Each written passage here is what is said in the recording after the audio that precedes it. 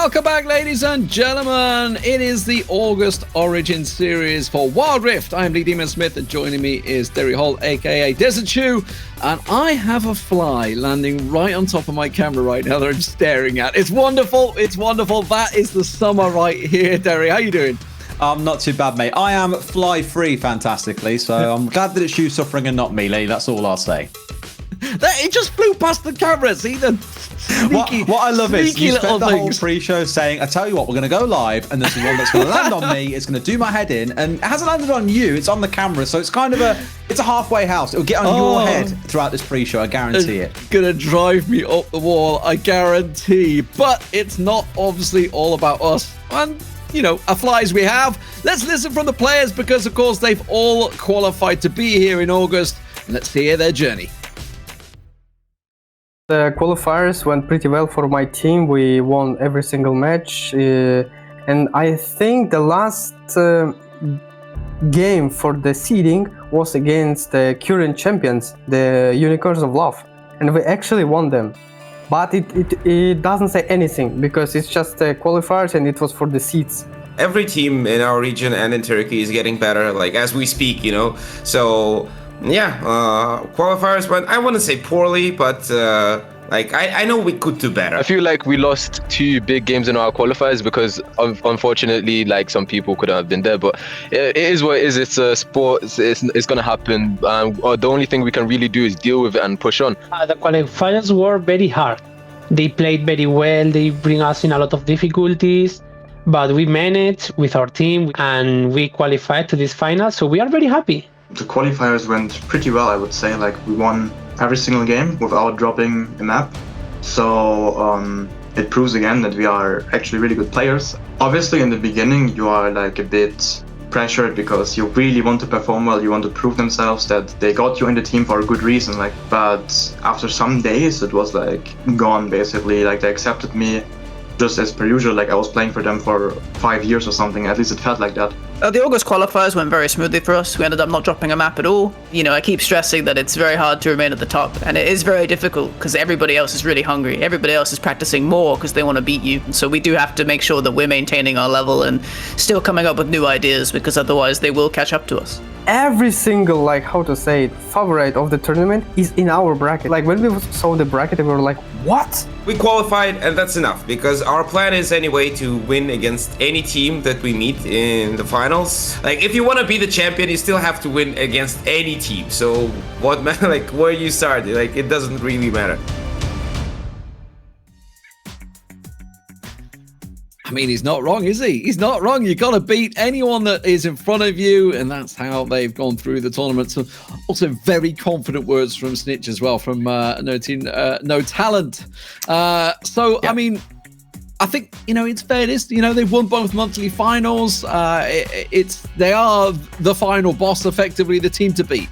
They absolutely are. I mean, they played fantastically in the last month as well. That was again their final against Game Lord, came out on top there. Game Lord, a team that many look at as one of the best in Europe. So, lots to be excited about. X-Tribe here, no team, no talent, looking to be the ones to beat. Yeah, and let's have a look from July. Obviously, you obviously saw from the players. Let's have a look at some of the highlights from July because there were certainly some very great moments throughout it, of course. And starting things off here, this was Footballists, I believe, versus Unicorns of Love. It was, yeah, 3-2 to Footballists as well. 3-2 to Unicorns of Love. Footballists, putting up a really, really interesting game. And for a while, we all thought it was going to go the way of Footballists. They might be able to do it. And coming in, I think many were looking at them and saying, Unicorns of Love, no one's beating them here. They've smashed their way through the bracket. They barely dropped any maps across June and July. Then they get to the final and face their real challenge against Footballists. And I'm hoping this month, whether it's Footballists, whether it's Na'Vi, we have another team really giving it to the side of Unicorns of Love because everyone loves a bit of a race over the finish line. Yeah, very tight games, as you can see here. This one being a very tight team fight between them all. And you can see Footballists almost, just look how low some of the Unicorns of Love players are. If they just had a slightly better engagement, that could have been very much their team fight instead. As you can see, it sort of snowballed away from them in that matchup there. And it does put Unicorns of Love, of course, in a fantastic spot to qualify. They are the #1 team from the Group B now. They are, yeah. I want to give a massive shout out to Colstar, by the way. He's Renekton in that series. Absolutely terrifying. You saw it in the previous clip where he gets onto the AD carry, flashes, and just goes to the full nuke. Now, when Renekton first got released in Wild Rift, they were like, well, damage isn't quite there. The Q's not as strong. The healing isn't as good. You won't see him played that much. Absolutely wrong. We've been seeing him being brought into the mid lane in some regions around the world. That's just how scary he can be. And then, of course, we step into Group A, which was equally spicy. Doom putting on a real masterclass with Snitch in the mid lane on the Lucian. Honestly, this triple AD carry setup they've got, teams need to find a way to beat it, because with Solari Charge Blade being as strong as it is right now as well, they're just going to run teams overly if you give them chance. And it's very interesting. Obviously, in July, we had this Game Lord finals, which everybody was expecting from June, but it never happened in June because Game Lord just fell short. But they definitely certainly picked it back up. But unfortunately, as you mentioned, they just fell short once again to no team, no talent, no nothing at the moment, because they're looking for an org, boys. They're looking for an org in case you can't make it out. Formerly Tribe Gaming, of course. I tell you what, I'm shouting out all the top laners here as well, because Leon played Graves top in every single one of their games, and Graves for the longest time has been the jungler. We all know that's kind of where he's sat. Had a buff in 2.48. Riot realized, okay, maybe a little bit over buff with the new items and pulled him back down ever so slightly. Not enough that he's still not strong. He is, especially in the early game. They remove some of that scaling as the game goes by for him. But I expect today, for the side of No Team, No Talent, again, that you might see that triple AD carry setup coming out at some point for the mid lane playing AD carry, of course, bot lane too, and then Leon in the top lane, normally with Doom playing something like a Xin or a Lee Sin in the jungle. They are the team to beat, like they keep on saying, though. Really excited to see how they do. Yeah, top of the table. We'll see whether they manage to qualify through. Of course, it does look like they will. I think if they win the first game of the first round or something like that, they're in. I think that's how secure they are in Group A, which is pretty darn impressive. One of the stronger groups out there overall. So, fantastic stuff. Let's have a look at the points overall for those groups, just to get it clear in your minds. As we say, No Team at the top there. 810 points, a massive score for them. Team Queso, of course, hot on their heels, along with Game Lord and Crembrio Betis. They're the team that are really going to have to step up here, but I feel they're going to need either Queso or Game Lord to drop away if they can be into that top three. It's quite spicy because at the top here, No Team, No Talent only need to win their first match of the day and they are qualified for the championship. That is how close they are. It would be an absolute blunder if they were to slip out of the first round and slip out of the lower bracket. That's simply not going to happen. You can basically look at them as qualified. So as you say, that second and third spot is where it really starts to get spicy. We need a miracle run for Creme Real Betis here to be able to keep up with Game Lord and Team Queso. At the minute, they're the three in pole position to take it, but you never know. Over in Group B, it's a bit more clear-cut, no doubt about it. Unicorns of Love up the top of the table. Na'Vi, after picking up a couple of players, definitely stepping up their performance. Obviously, prior to Origin Series, they were the team to watch, but Unicorns of Love now with 810 points. It's down to footballists, I feel, to see whether they can break into that top two. That's it, right? If footballists get through into top two today and play against UOL in the final, for example, they might just eke it out. I think the point you walk away with for winning this month is at the stage where they might be able to get, and I'll do a quick check, it's 96 points, sorry, not 96, it's about 86 points between second and third place. So really, footballists need to go on and win the whole thing. I think even if they beat Na'Vi there, they'd still make it. In fact, no, Na'Vi need to finish third, footballists need to finish third. Otherwise, it's going to be Na'Vi and UOL that go through to the championship. Let's have a look at Group C then, just to round things out here. Very tight at the top. Sunlight Team and Cut Esports. It is just simply 16 points between them. They've been in the finals for both June and July. I expect them to be there in August, and I've got a feeling there is only one place coming from Group C. It's going to be down to that finals. It's going to be close, Terry. It is. There's 16 points between the two of them, right? That means whoever wins this final, and being honest, we're likely going to see these two in the final. No other team really holds a candle to either Cut or Sunlight right now. The winner of that walks away with an extra, I think it's 80 points, and no matter which way you look at it, the winner of that game between those two, which is likely to be the final, will be the one that goes through to the championship. There's only one place coming out of Group C, 3 from Group A, 2 from B, and 1 from C. So although both teams have been neck and neck, they've won 1 each so far. July did give an extra bonus number of points, which is why Sunlight are ever so slightly ahead. It's going to come down to a best of 3 of best of 5s to see which team gets through. 15 maps being played between the two to see who makes it to the championship. It's madness. I love it. Absolutely incredible stuff. Yeah, it's going to be great to see, no doubt about it. Keep your eyes on that. Let's have a look at the brackets to see what is going to play out throughout August now. We are into the monthly finals, the final monthly finals, in fact. As you can see right at the top there, Na'Vi against Equinox. They are potentially going to be facing Footballists in the second round. That is incredible. They're also in the top bracket with Unicorns of Love. That is horrific. That is so stacked at the top there. Well, it's going to be very interesting to see how those Russian teams do deliver here on Group B. I think the bottom side's a little bit kind of a sleeper run. Someone like BK Rog could go on a real tear through. I'm looking at Sangal Esports as well, who've done relatively well on the top side. They're probably not going to be able to breeze their way past teams like Na'Vi and UOL. Fun fact, actually, Sangal have been knocked out of the top bracket in both of their runs so far against UOL and lost in the lower bracket to BK Rog. So it's been a bit of a rough one for them so far. Bottom side, BK Rog could go quite far here, but everyone is going to be watching those round 1 games in the top half of this upper bracket because that's where the big boys sit. And as we've mentioned, it's going to be that sprint over the finish line to see who makes it through the lower bracket. This could have a really explosive end to it, D-Man. All right, let's have a look at Group C then to see how that's going to work out. Remember, keep your eyes on Sunlight and Cut. They are separated in the brackets, so it would be winner bracket where they potentially would meet each other. Of course, they have to get past the other teams first. Absolutely. I mean, they'll both make it through into the upper bracket final, right? Then one will lose and go down to the losers final. The last thing either of them can afford is to lose that losers final. So you're going to be very wary about those teams in the lower bracket who might have something spicy planned for this month and finally be able to bring down one of the two. But as mentioned, I do expect we'll see both of those teams in that best of 5 grand final, the winner being the one who qualifies to the championship. Let's have a look over at Group A. Obviously, the lion's share of the European teams lying here. No team, no talent. Right at the top of the corner there. They're going to be first one out. Kremreal Batis are in their same bracket. Now, remember, Kremreal Batis currently sitting in 4th place. It's the top 3 that will qualify through.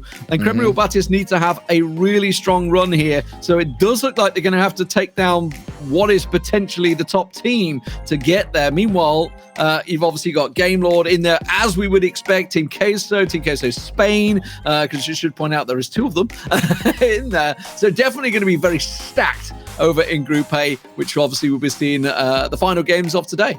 Yeah, I'm really nervous for Kremreal Betis. I think it's a little bit too late at this point, but if your teams like Team Queso, like No Team No Talent are kind of safe, but I think Queso might be looking at it going, it could go wrong, so let's put in a really solid performance today. It's almost like you've kind of laid the road here and said, here are the big teams who should win and need to win to secure their spot. But like any competition, you just don't know what underdog is going to come out of what bit of woodwork and cause a surprise for the would-be winners.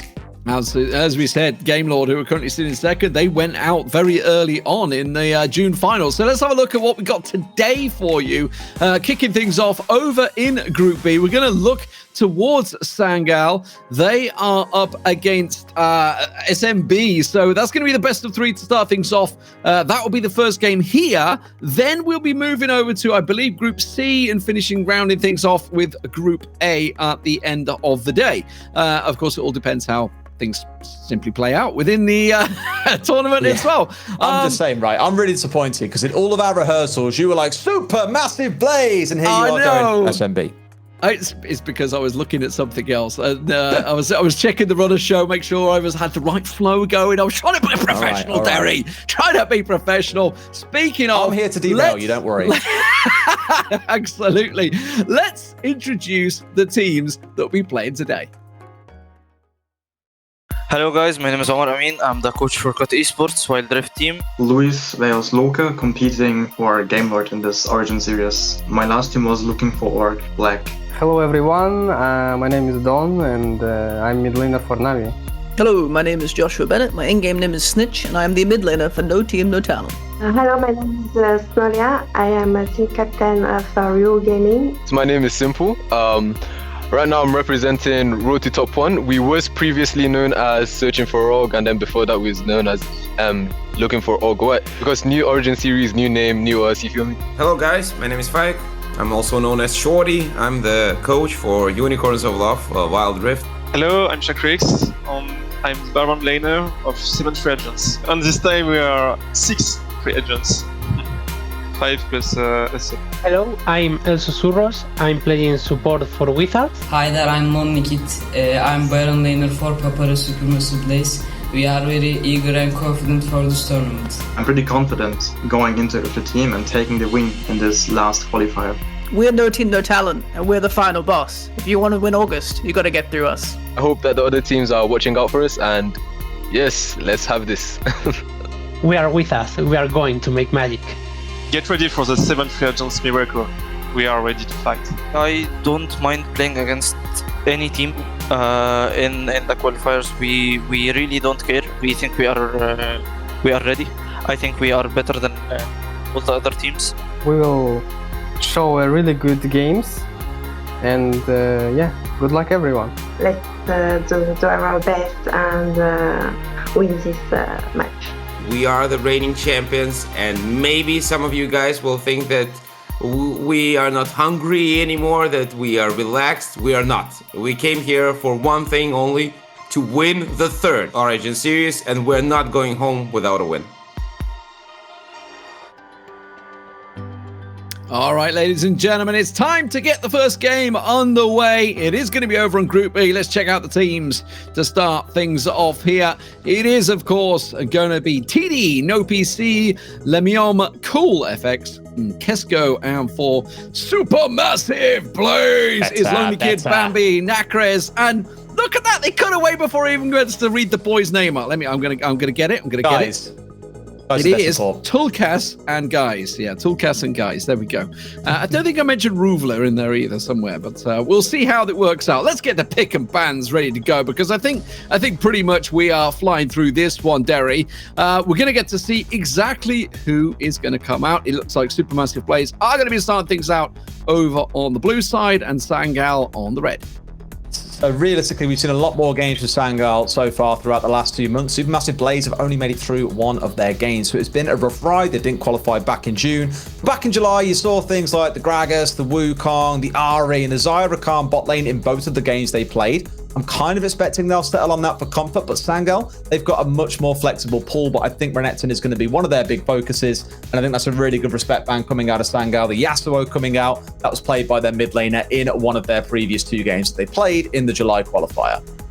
Yeah, there's no doubt about it. Both Turkish teams have huge following. Obviously, the Turkish esports scene always has done throughout League of Legends, and it's great to see that it's following into Wild Rift right here on the mobile side. So, pretty standard at the moment. Okay, so the Gragas coming through there as well.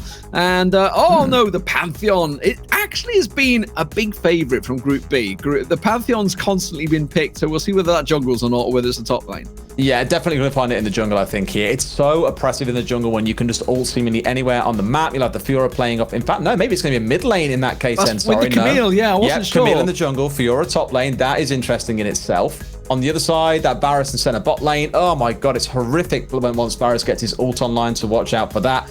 Gigatank in the Mundo, and the Vayne Lulu. Vayne we don't see a whole lot of these days. A little bit squishy, a little bit, takes a bit of time to get into the game. 3-4 items online before she really switches on. They'll be playing for the kind of scaling of that, but look at this comp when it gets online, D-Man. You're looking towards the Fiora with items. You're looking towards a Camille with 2 or 3 items. If they hit 3-4 items in this game, I think you're going to find the other side of Sangal really struggle to fight back, to be honest. I'm seeing a combo effectively with the Hextech Ultimate and the Man Drop coming down on top. Even the Fiora could get in there with the Grand Challenge. You could literally get locked down into one point. There's no way out of it. So very interested to see how it works out for them. But let's get the game on your screens. There it is. Right. Really excited to see how this bot lane plays out with the Vayne Lulu as mentioned. I think it's going to take a bit of time to get on. They will get bullied quite a bit early on, I think, by the Varus and the Senna. But as you mentioned, think about how horrific those team fights can be for someone like the Varus. They haven't got tons of frontline CC outside of his ultimate, outside of a bit of Senna lockdown, and maybe the Gragas. They're going to rely so much on Nysa in that top lane to do the work to keep them safe, I think. Otherwise, you're going to find that bot lane duo just getting pumped out of a fight because of how much damage exists on the other side for Supermassive Blaze. So early invade coming through here. Bambi And guys going looking for it. No PC on the red buff. Going to get caught out. They're going aggressive and they're going to force him away from the red buff. There was no counter jungle coming out from Sangal, so that is a straight up steal. Now we can see the invade though coming in down on the south side towards the red buff. This is really interesting. I can't think of how many times I've really seen a support go hyper-aggressive like this in the early game and supporting on a roam invade, especially when it's a Vayne all by herself in the bot lane. Going to get poked out by seemingly everything down there, looking towards the Senna, the Varus. It's not really pretty. And we did touch on the jungle Camille potentially coming out. No, it's a Camille in the mid lane and a Pantheon in the jungle. Ah, okay. Yeah, I mean, I keep seeing Cool Effects. Cool Effects is really trying to help out right now. It's like, okay, I can tell my jungler needs help. Actually, Mundo's been pretty clever here. Realizing the Pantheon's gone down south, looking to go for the double blue instead of the double red in there. So he's going for the blue buff invade. We'll keep an eye on that one because you can see the Orianna's also moving up. That's all happening in the river right now because the Camille's coming up. There's the top lane. They're engaging one another, trying to get that Scuttle Crab away, but needing the help. And I think that invade is not going to work. He's passed a ward, and that is going to be Supermassive coming out really well in the jungle early game.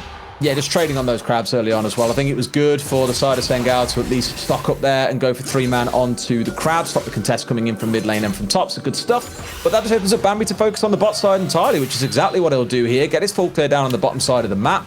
Not a bad start. And of course, we're always looking for when that ult comes online for the Pantheon. Because not at all to say that Mundo's ult is bad, but it's not exactly a man drop, as you say. The Grand Skyfall, command you in a lane seemingly anywhere. And my eyes turn immediately towards that bot lane. And here we go, potentially engage in the mid. Yeah, you can lock him up and do a lot of damage there to pull the ball, go defensive with that command and just about keeping him in control. But I tell you what, Sangal, they are under pressure early on. Bear in mind, Sangal have at least double the points of Supermassive. So this is a very good start for Supermassive. Yeah, I think Sangal, maybe not expecting to get out of the group, but at least to get themselves high up on the charts is definitely the goal today. And again, against Supermassive, a team that didn't qualify in June. When they qualified in July, they got through the first round and then got knocked out with double back-to-back losses, admittedly, coming up against some difficult teams. So, you know, this is one of the ones you look at and think realistically for Sangal, it should be a 2-0 in this series. But not a bad start so far for Supermassive Blaze. I'm really enjoying the aggression coming out of Bambi, keeping himself busy, making ganks happen everywhere. Just removing the potential aggression from Sangal, I think, by making them feel a little bit uncomfortable. So we'll see how this does continue. We haven't really had a great deal of look at obviously the top and the bottom lanes. Obviously what's been going on with all the Baron and the Dragon lanes, as we prefer to call them these days. It is, of course, Gragas versus Furor in the top there. Gragas, we know what comes in the package between these two, which is probably why we've not really had to look at them much. Nah, it'd be a bit of a wet noodle fight for a while until the Fiora gets the first item online. Note, though, in the bot lane, both recooled down, got items online because they know that in about 20 seconds or so, this Drake is coming online, as is the Herald, as of 2.4, of course. Those spawning at exactly the same time. So you can make a choice to trade one if you don't care too much about the first Drake. First one's an Ocean. Not the best one in the world. Maybe you do admit here and say, you know what, I don't want to fight over that. We'll just go and focus on the Herald instead. You can see immediately that Sangal are the first ones around this. And this is what you'll see from those stronger teams, Lee. A bit of earlier team grouping, better positioning for these team fights. Wards are down everywhere as well. Supermassive Blaze are the ones who've got to try and fight their way into this territory, reclaim vision, and then start squaring up for it. But potentially not. Sangal already backing off. Yeah, I think they've read the situation, realized obviously they got the crab, and that was about all. So they have the vision in and around Draken, but realized, hang on a minute, we're being closed in upon. We're not really in a great state to fight here. If you noticed, Supermassive Blaze actually all backed, or mostly had backed, so they've actually all spent. So I'll be interested to see where they were maybe ahead in the items, and it was a good read from Sangal to say, okay, let's not just fight just yet. Absolutely not. No, it's being cautious, right? You don't want to get yourself dunked on by like a Pantheon in the early game, ulted by the Camille, ulted with the Lulu on top of them as well to make sure you're CC'd for even longer. That's what you're constantly being wary of. And given how slow it's been to begin with, neither side really committing to taking an objective so far. I'm wondering when that first catch comes through. It's been 5 minutes and no kills. Yeah, this looks like it may well be it. You can see there's the challenge coming straight through. So they're going to lock up Kenko. Not really the one they were looking for, in fairness. Go for that center. So didn't really manage to land it. Got to keep your eye on that ball as well around the mid lane at the moment. It's just a very much a trade back and forward. But I got to be honest, Sangal have come out on top with a lot of hit points, whereas Supermassive Blaze have just been shredded down, and now finally the top laner arrives. This is Bambi just simply committing to try go for the smite fight. Doesn't work out. Really tried his best there, no, but it is secured away by Sengal. I think a little bit early on that smite, but I appreciate it. I understand the idea and what it was they were going for. And with the jungler down, bearing in mind, relatively low respawn timers, ults are mostly down for both sides. A couple on the side of Supermassive Blaze. They're going to turn straight towards the Herald here, but the Pantheon's back on. The Camille and the Orianna not anywhere near this fight. You might see the Pantheon ult in here. Well, Lonely Kid living up to his name right now, all alone, waiting for the rest of his team to arrive. Finally, will manage to get the Grand Challenge down onto Nisa there. Should be able to lock out the kill, but the Red Herald will go over to the red team. And that's all they wanted, the Rift Herald going picked up. But they are going to lose, what, 2-3 for the chance. And they've kind of overcommitted a little bit there. Yeah, and you give the Vayne 2 kills as well. What a way to accelerate her mid-game at level 8 at this point. So halfway on that journey to absolute night terrors for the other team. But that was, oh, the flash forward and the stun to the wall. Okay.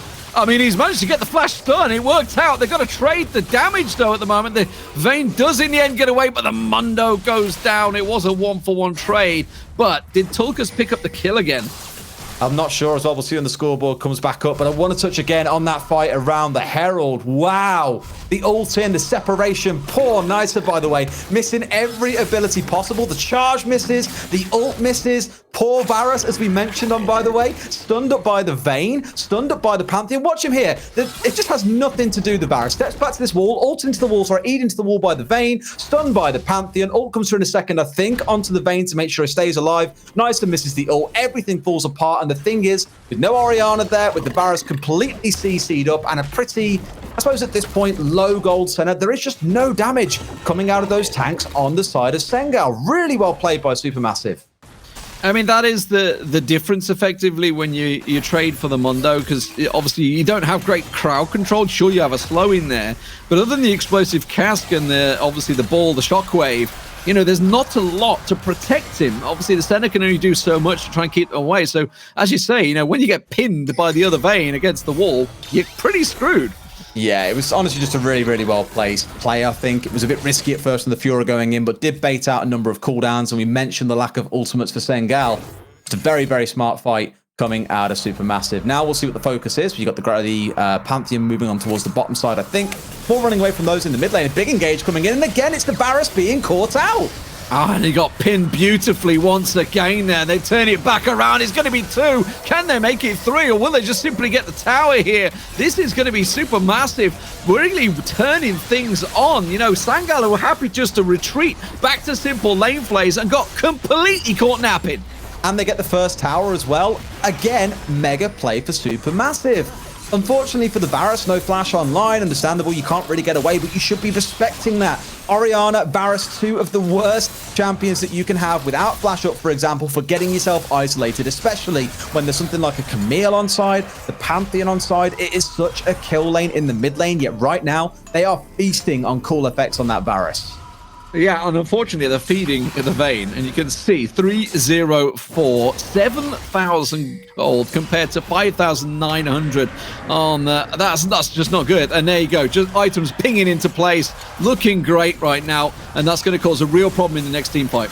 It's just so which is happening right now, actually, on the picture-in-picture. I can see they're getting involved immediately as we look at the replay. Sangal actually going for the middle turret, so they're engaging as well as we pull out the replay. Let's have a look at what's going on here. The Mundo will get caught out. The tower did go down. In the end, it was a trade. Supermassive picking up the kill with the Rift Herald being pressured on them by Sangal. I'm not so sold on that call, to be honest with you, D-Man, because the Drake just came up and, look, it's a Cloud Drake. Most teams don't really care about it at this point, but I think at this point you're going to take it for free, knowing there is no way the Mundo can possibly get out of base and contest you in time. It'll be a freebie coming up to Supermassive Blaze. No huge complaints there. With nothing else, the team setting up as they are with more ultimates, more catches, another dive in. And then they're going to dive straight through the bushes. There's absolutely no vision there. The tower goes down instantly, and Supermassive Blaze just turn on the power. Straight in, straight around. That's a bit of a deep dive in the end there. Realizing they're going to try and have to get away from that one. That's a double kill coming out for the Orianna there. So nicely worked out to counter it in the end. But it was a 2-for-2 trade with another tower falling. I mean, okay, better. There was some bounce back there. The Orianna was present for that fight. This is always going to be the fear, though, right? Supermassive Blaze can engage onto someone so quickly and burst them out before the rest of the team can respond. If you get into a spot where you've got the center there, for example, she's bringing out the ultimate. Someone's got barrier on side, of which both the mid laner and the AD carry do, plus the top laner, of course. If you can survive through that initial burst, you'll be just fine. But here, they managed to survive for a second. It's a focus onto the center, and the problem is that they're focusing so heavily onto the support to start. They do get the barrels, but they overcommit for it. And then it's all down to Lemium, all by himself on the Ariana, happily picking up a double kill off the back of it. I think not so much a massive misfocus, but maybe the focus next time should be onto the Varus and then the Ariana. Oh, and speaking of, they're going straight back into it. No messing around here. This is going to be a top kill, and this should be picked up by Supermassive here. They're certainly looking stronger at the moment. The Mundo finally arrives, but it's already 2 down, and now he's going to get turned on. What can he do? Absolutely nothing. It's just simply back away to the tower, and it is another 2 for 0 for Supermassive Blaze. Yeah, not too bad as well. Focusing down the tank, and you saw towards the back end of the fight how low a couple of those members won't. I thought for a second we might see Sengal get 1 or 2 back, but don't forget, at the same time, you've had the Fiora off, doing what she does best, split pushing in the bot lane. Yeah, everything going at the moment to Supermassive Blaze. Despite that early start, that early pressure, the Dragon being picked up, things were looking good for Sangal. You know, in terms of lane phase, yes, they lost the early jungle pressure, which I'm sure they're going to try and relieve the second time out. But at the moment, let's have a look once again. So it was all about that tower pressure once again and quickly relieved. So I've got to be honest with 2 for 2. 2 for a tower, I'll take it. I will give, though, Cool Effects missed both his ultimate and a pretty critical Q in that fight as well. If he managed to land that, maybe he discourages the engage that you see coming in. Maybe the batliner Camille goes down after she's ran away from the fight on, like, foot log. Basically, no HP left. The shield at the end from the Lulu being one of the saving graces, I feel, in that fight. Just, again, a couple of big ults or key abilities being missed by the side of Sangal here. I want to see that come online because when this comp works, their disengage is ludicrous. Gragas ultimate, the Orianna ultimate, the W coming out of Kesko, sorry, on the center. Also the Varus ultimate. They've got so much to work for them, but it just feels like they're constantly being caught out and not giving themselves room to breathe. Yeah, and the gold, of course, is sort of leading that way with the 6,000 advantage here. Lonely Kid's happy to duel at the moment with Nisti. He's going to try and build up towards that grand challenge if he really wants to go for it. Don't think it's going to be worth it. And I think he's realized it the same because they are putting the pressure on towards the top tower now. Here comes the support, Orion. Tulka trying to get the bolts onto No PC, saying, no, you're not going to land that cleaver on me. And they will back away. They're a bit low on the hit points. Sangal responding, but it doesn't matter. Supermassive have already retreated. Yeah, nothing really massive to worry about there. Once Mundo burns that ult, you're not going to want to stick around, but already Tulkas is starting to pose a threat. That Vayne that we spoke about, getting towards that kind of 3-4 item mark. And a quick look at the stacks, by the way, 63 on the center right now, already getting pretty rapidly towards that point of being terrifying. Also worth noting, of course, that fasting center in the supportive role here, you do get more of those souls for not killing minions. That's why you see it getting up so high, and with the cleaver online, shredding through the other side. The problem really is that the only real person that's benefiting is going to be the Varus sitting there as her marksman. And we've seen exactly how well he's fared in fights so far, has always been the primary target. So kind of left with something up a creek is the way I'll word it, D-Man. Pretty much. No paddles included. Mountain Drake coming online. So this is going to be the big team fight, I feel.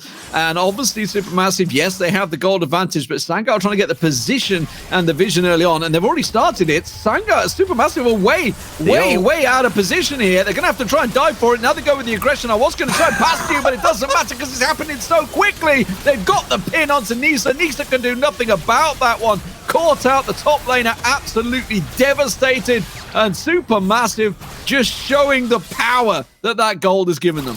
I feel like I'm almost repeating myself from 5 minutes ago. Look at the order of flow. I mean, one, you found the Varus going down there with barrier still up. Flash, I think, had come on off cooldown whilst he was already dead, so that wasn't available. But what do? They focus onto Cool FX and nuke him out. As soon as the Pantheon nukes in, that's pretty much the end of that one. What comes up next? They just burn their way through the rest of the team. Nisa, again, missing another big... Oh, you are the main disengage for your team. And twice in a crucial fight, they've missed their ultimate. It's removed the point of even having a Gragas on side. It's just completely falling apart for Sengal. What an upset this game is turning out to be. Absolutely. Supermassive Blaze turning up here in game number 1.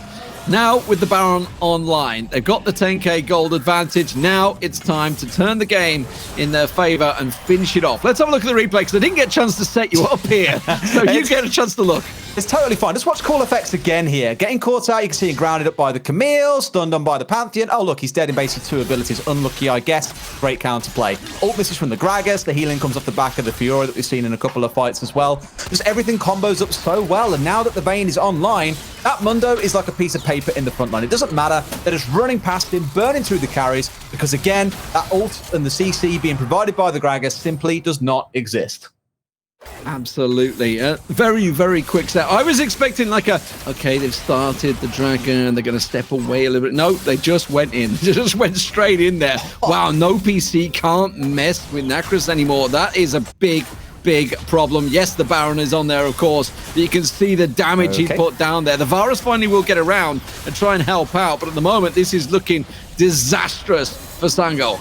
I mean, that's the ult coming out of the Varus. One of those big tools that we were talking about in fights that they could really use having on side right now is offline. And a flash away from the Varus, the spear came through. Still gets tagged by it either way. Back to base they'll go on low HP, and this is where it should all fall apart for them, D-Man. Yeah, that's just going to have to back away from this one. I don't think they can do anything about it. Nisa gets away with 0 health. Doesn't matter. That's going to be the Nexus gone. And the first game, surprising maybe, goes to Supermassive Blaze. What an upset to start things off here. And honestly, they deserved it. It started from the very beginning with that jungle invade. I mean, everything, right? We spoke about the aggression coming out of Bambi. No PC, Nisa, non-factor in this game. The other 3 members would just target practice for the members of Supermassive Blaze. Really good early aggression. Didn't let Sangal get into their groove. Really well played. And map 2 is going to be so spicy. Well, obviously, we had a chance to look at a lot of things that happened throughout that game. Derek, any particular points you want to look at? There is actually one, yeah. I do want to take us over to the drawing board for this as well. Wonderful transition, of course, because there was a clip, and the one I want to show, of course, is the team fight that broke out around the Herald. This was the big one for me. I want to play it for you in slow-mo to begin with, because note first and foremost that Lonely Kid is in here entirely by himself. But look as everyone groups up to try and focus him down here. All 4 members sat right in the middle of this ultimate that's about to come dropping down on top of their heads. It's not going to be pretty, D-Man. And now watch as Tulkas comes up here to focus onto the Varus. Completely isolated. No one's protecting him in this spot. Easy enough. Pinned into the wall. Pantheon straight on top. And bearing in mind at this point, the gold is slightly in favor of the side of Sangal. You'd probably say they should be the ones coming out on top, or at least relatively even in these fights. But Lonely Kid is basically on full HP. Progresses forward from there. The ult comes in a second to go onto Toolcast. He's knocked up. You saw the ultimate that came in for the Gragas. Sorry, over to this side. Nothing happened. His charge earlier on came down here through a gap. So missed the E, missed the ultimate off to the right. It could not have gone more wrong for the side of Sangal in this fight. And from there, it's a beautiful cleanup. Again, everyone playing inside of that Fiora ultimate. Super well played by Supermassive. Super well not played by the side of Sangal. They need to improve in map 2.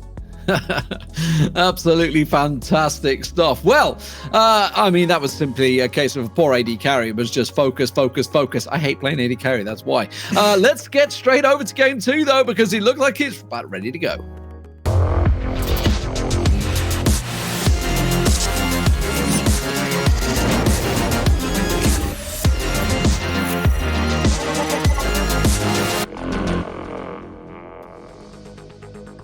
All right, there's the teams once again. As we've just seen there, we'll see whether they can turn things around here, because Supermassive Blaze now on the red side, looking fantastic in that first game. And don't forget about Sangal. Sangal, they're the team that took Unicorns of Love to game 3 last month.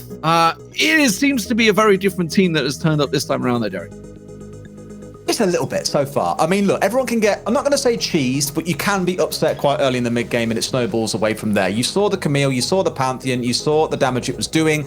I would be shocked if there is not a ban coming out against one of those champions in this game. Sure, you respect ban the Yasuo last time round. You know that you can shut that down with some good mid lane aggression. So let's get rid of the Camille, get rid of the Pantheon, things that can catch out your carries so easily. And let's make this a clean one, Sengal. Otherwise, this could be a huge upset, and one that personally, we in the Britain, we live for underdog stories. I'll take it. Absolutely. Let's get the pick and bans on the way for game number 2. Will we see any adjustments? Any focus bans coming out from there? Of course, the Vayne certainly doing very well, but I wouldn't say it is certainly something they should focus. Sangal, of course, starting out on the blue side this time. And once again, the Akali banned out. Makes sense as well. Akali just super strong for every single team. You're probably going to see it taken away a lot. Similar story for the Ziggs. Some teams, I think, are prioritizing it more than others right now. You see it picked up a little bit throughout Group B. We've seen Unicorns Look play it, for example. Vivax have played it a number of times, and even once or twice these teams along the way. There is that respect ban that I spoke about, by the way, the Camille coming through in place of the Yasuo. Want to know if it's a Pantheon as the next one, or do they ignore it? Nope, so still respect banning out the Yasuo. It's clearly thinking, okay, that guy's a little bit too deadly on it. Let's not give it to him. Yeah, so I mean, the bonus, I think, for Supermassive, I think the thing that threw them is because they picked that Camilla, like, oh, they picked the jungler early. And then obviously they come out with the Pantheon. And then there's the Fiora, and they're like, oh, where the heck is anything being played? We don't know what's going on here. So it is going to be the Corki first picked for Sangal, and that means the Gragas will be stolen away for Supermassive. Interesting. I wonder if Lonely Kid... Oh, okay, maybe not. Could be going into the jungle here. Could even find it going into support or in the mid lane. Flex picks on both sides outside of the Fiora right now. You could argue the same about the Pantheon. So Sengal currently showing very little. Their third pick could be what gives it away unless they pick up a support, which they have done with the Braum. Very strong pick. And now that Corki and Pantheon could go into a number of different positions. So right now, Supermassive Blaze are going to have to pick assuming things without really knowing for concrete where those two are going. Good draft by Sengal. Yeah, taking advantage of being on that blue side. The Xin Zhao is very, very strong in the jungle. Certainly could be going in there, and you almost expect it. And the Garen making a return. It's been a hot minute since we last saw Garen's involved. Obviously, was very strong at the start of Origin Series back in June, but had a few changes since then. And now the Twisted Fate also coming in there, and the Lulu once again. All right, so Gragas in the mid lane then. That's spicy. Unless there's something wild like a Xin Zhao going mid lane, which would not surprise me the way things are going so far. As in that last game. Camille mid lane, bit of a new one. Worked out really, really well for them. I like the draft from both sides. I'm a little bit worried about that top lane. Lonely Kid could have a bit of a bully fest against this Garen once an item or two come online. They've got the globals, and this time it's not just one. It's not only the Pantheon. You've also got the Twisted Fate. This could get really messy. Again, that early game aggression, I think, could be amazing for the side of Supermassive Blaze. Absolutely. Let's get the game underway, ladies and gentlemen. Game 2 about ready to start. Sangal find themselves 1-0 down to Supermassive Blaze. Sangal so far have certainly been the better team, 5th in overall points, of course, whereas Supermassive Blaze down in 14th really haven't got much further than the first round in the monthly finals. So this could be a huge, huge step up for them here in August. Oh, I got that a bit wrong, my bad. Actually, it's Sangal playing on this comp rather than, Supermassive Blaze. Got a bit too excited seeing the Pantheon come out once again, but as it shapes up here, let's see how this mid lane goes. It's the Fiora starting in the mid lane as well. So, okay, like I say, maybe you see a wild change or two. Drag us up on the top side, Fiora in the mid. What is it with things like Fiora and Camille? Things we're so used to seeing on the top side, currently finding themselves heading into the mid lane. Yeah, I mean, there's no doubt about it. Obviously, if you use the sort of League of Legends and maybe you follow the LEC or the LCS, etc., then if you play Wild Rift, you'll find things are very different in terms of style, in terms of play, in terms of where you may find champions even playing as well. So it's very different. Obviously, has its own balance, etc., in there as well. And the fact is, some champions just play different, and some are better, some are worse. You know, it's obviously down to player preference. Xin Zhao, I would say, is certainly one of those very strong junglers right now, though. I'll tell you what, Bambi has definitely been watching some of Doom playing over in Group A because he has been running away with so many games on the Xin Zhao. They catch on to the Garen here. Sneaky, Do they just ignore him? I think at that point they're aware he can't just dive right onto them. They really want to contest this blue, but there's no way this happens here. Nice and comfortably picked up for the side of Sangal. I mean, that's simply a case of, yeah, you caught us out in game 1. It's not going to happen in game 2. And Bambi this time is going to try and go down. Is he going to try and follow down for an invader, or is he just going to simply go for his own blue in the scuttle crab? I think that's what's going to be. Yeah, crab into blue makes sense here as well. Like, why not take it away? Having a little peek, going to try and get him towards the Fiora there. Already used the pounce though, so won't be able to stun once again. We'll be able to get the reset in the second. Should be able to finish it off, and he will be. And that is a simple jungle pickup. No PC doing some good work, and we'll take the Wolves. That's the early advantage they want this time round. Yeah, bit of a mistake by Nacris there, getting a little bit aggressive, being caught out. And as soon as that blue smite came out from Sangal, you just knew it was going to fall apart from there. And again, maybe they even caught one more out. Lonely Kid having to flash away. Should be safe in this spot, and no one's around to help collapse on this one. But even so, you've got the Twisted Fate coming up for a bit of support. Good team play coming out of Sengal so far. Yeah, this is the start that they were looking for. But they were in a similar situation before. So a quick replay of that. We already saw it happen in real time. Not Smite, a he's lot done. he could do, yeah. Blue Smite, and then I think he gets the reset on the pounce. Yeah, there's the stun once again. Yeah, nothing you can do about that. Spear finishing things off. And probably looking is like, where's the lonely kid? Where's the lonely kid? Where's the support? Well, he'd already gone back to base, so he wasn't available to help out. Yeah, it's the hard thing as well. You got a shoving lane in the Twisted Fate in mid lane. Garen's just Garen, obnoxious as all hell for the longest time. Always going to be in that way, I think. So you need to be able to match them in those lanes. So you are going to struggle, I think, a little bit for support. Whereas the Twisted Fate especially, looking to always be making moves. You've now got the ultimates online, let's not forget. So I'm waiting to see where the Pantheon and the Twisted Fate head to next. And even more exciting, I'm thinking about the next game already. Do we see the Pantheon banned out? Because whoever's going to be on blue side has priority of picking that if they want. We're already seeing how much of a terror it can be in the early game. So you're already predicting Sangal taking this one. That's a pretty bold prediction 3.5 minutes into the game. But is there the future look right there immediately? But here we go. Okay, so Drake's up 27 seconds. Let's have a look at the lay of the land. At the moment, it is just a simple kill. Not a great deal to tell between the two teams. It is pretty even with just that 200 gold difference. So in terms of what's going to happen, it's going to be a case of who goes back, who goes by. Is there going to be any early aggression before that dragon spawns? Doesn't look like it.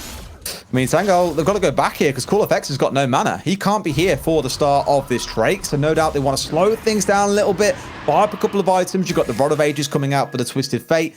Everyone is spending right now, but immediately for Supermassive Blaze, they're saying, you know what? Forget about Dragon. We want the Herald, but are very smartly, I think, looking to back away because they know what the Pantheon can do. Cheeky Destiny comes out from the Twisted Fate, and that just forces them to back away from that one and respect it. You know what? Half hit points, I think they're going to try and turn on that one. They've allowed it to completely reset, but they do have all 5 team members around here. The Xin Sao still only just coming out of base, so a long way away. We'll be able to get here just in time to maybe go for the Smite fight, but it's going to be a 5-man setup for Sangal. I don't think Bambi wants to risk it with that Mountain Drake up still down the bottom. No. You flash for that and try and go for the Herald, you lose Drake straight after. Even if you manage to kill it, you still die. So you're going 1-for-1 at worst. At least here, keeping everyone alive, you can try and make something happen. They're saying, forget about the Drake, actually. I don't know about this, guys.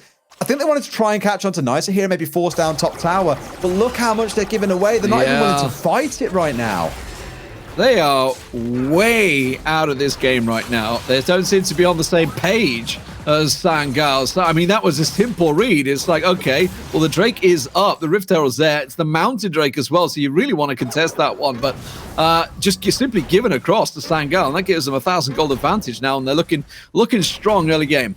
I think they're just too scared to fight them, right? Because, again, think about the stun stacking you've got with the Twisted Fate gold card into the stun coming out of the Pantheon. The Braum gets in the mix. You will pop someone if they go in hard like that. Really, you want Tulkas to get himself to his 100 AD to get the bonus. You want to find the Fiora getting a first item online. Gragas being a little bit tankier than he is right now. And a similar story for Xin, who, whilst he has very good kind of early 3-4 levels like dueling one-on-one against junglers, in team fights, he will just get popped. So understandably, want to slow things down a bit, get the items on side. They saw, for example, the buy coming out of the Rod of Ages on the mid laner. They just thought, you know what, we aren't really ready to fight this right now. Let's let both go and worry about the next Drake. So good enough to not lose the advantage that they did find themselves with ever so slightly. But now it's Sangal pulling ahead about 1k in the lead.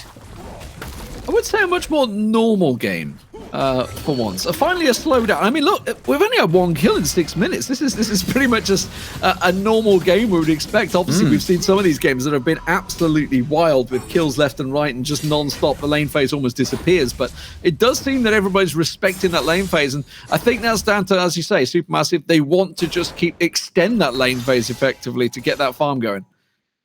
We got to about 520 in the last game before we found the first kill coming in as well. So both teams, I think, are being quite respectful of the other. Probably because so many are so scared about the snowball away from that first Drake and the Herald that you want to be careful with it.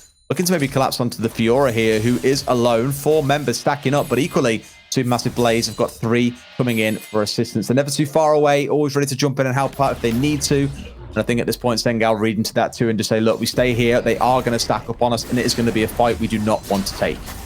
Yeah, it's a pretty scary team comp. There's no doubt about it. So they're being respectful. They are starting to surround this one now. They're going to try and go for it. There's the Xin Sao to try and separate the team. Wanted to get Nasir out, but instead, oh yeah, caught in the bushes. Don't want that. Tank Gragas, not quite yet, but they might be able to turn the kills back around to get themselves 1. Can they make it 2? No! Kenko will be able to get away from that one. Doesn't work out, and in the end, it is simply a 1-for-2 trade, but the tower did go down, but they're not done yet. In they go once again. The Xin Sao trying to work it out. The stand behind me. coming out and working wonders. That big shield from Kesko doing what it needed to. Limo will be able to survive. Another really close fight, but 2-for-1 ultimately in favor of Supermassive Blaze. The Herald did get the second charge off on that inner tower as well, just as they went back in for that second engagement. Really close again, but even with the safer pick of the Corki on side for Cool FX, he's still one of the first going down in these fights. Look how far back he is here. Gets ulted back in by the Gragas. They flashes away and immediately burnt out by the rest of the team. Really good prioritization for Supermassive Blaze yet again onto those high damage, high value targets, and then trying to back away from there. They only lost their tank in response as well. Really good stuff. And the focus maybe from the side of Sengal. Don't really have a massive choice, admittedly, when you're being tossed about like a pinball by the Gragas. Not really the best. Uh-oh, this is not going to be a good sign. 4 versus 1 doesn't sort of work out too well, but he does manage to get himself in. The Lulu comes up. That saves the day as well. Will be able to get away. Is the Doc going to finish him off? Looks like he had an Ignite on him there, ticking away. They will be able to take the tower from this one. That's a problem. As Turkas will be able to back away from this one. Oh, they're not done. They have to evacuate. You can't just sit back in the bush.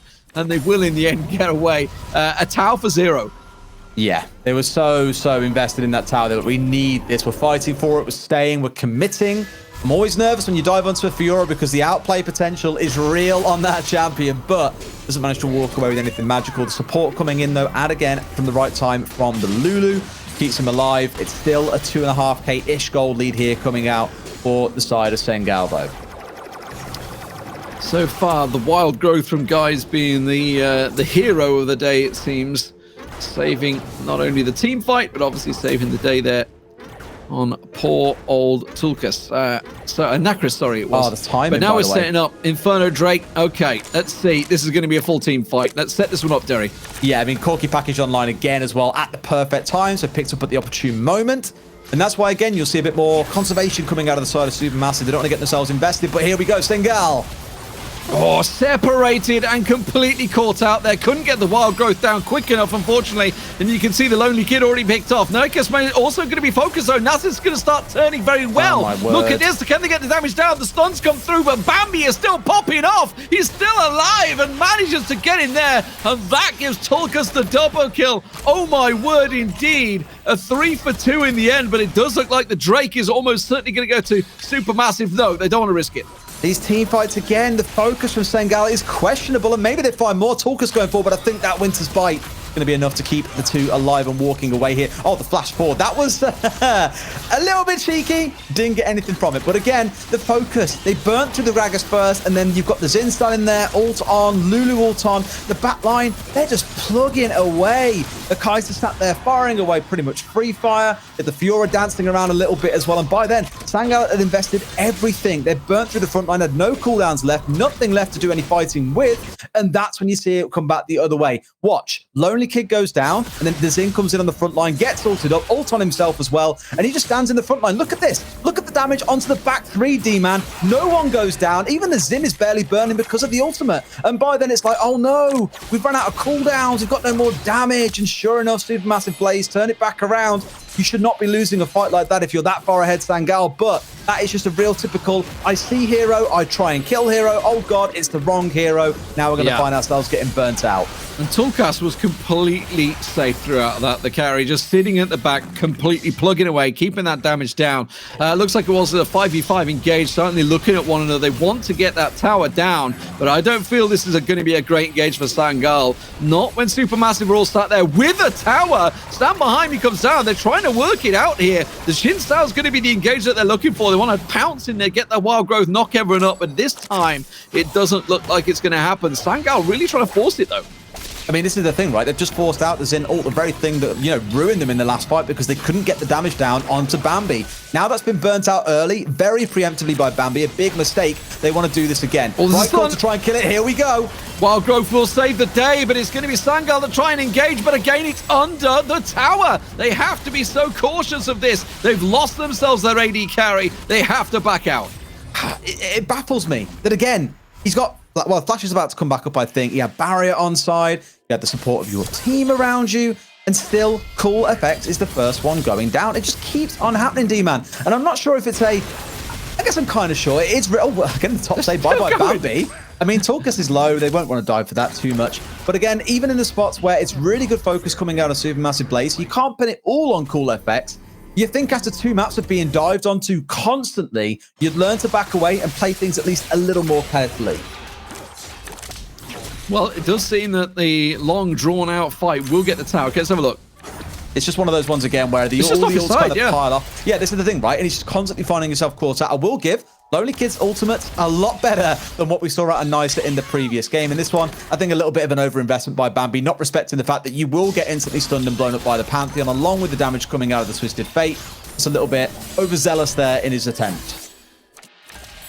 Nacres wants to try and get this Scuttle Crab down. Obviously, the vision for the Baron is pretty key right now, but it's going to be Sangal that will take that one. And while this back and forth has kind of been swinging into Supermassive's way in terms of team fights, you can see obviously Sangal still holding on to that gold lead that they've been sitting on. That's because they have the 3 outer turrets right now, whereas Supermassive still don't have any down yet. So there's gold effectively in the bank when they can get them. The question is, can they get them?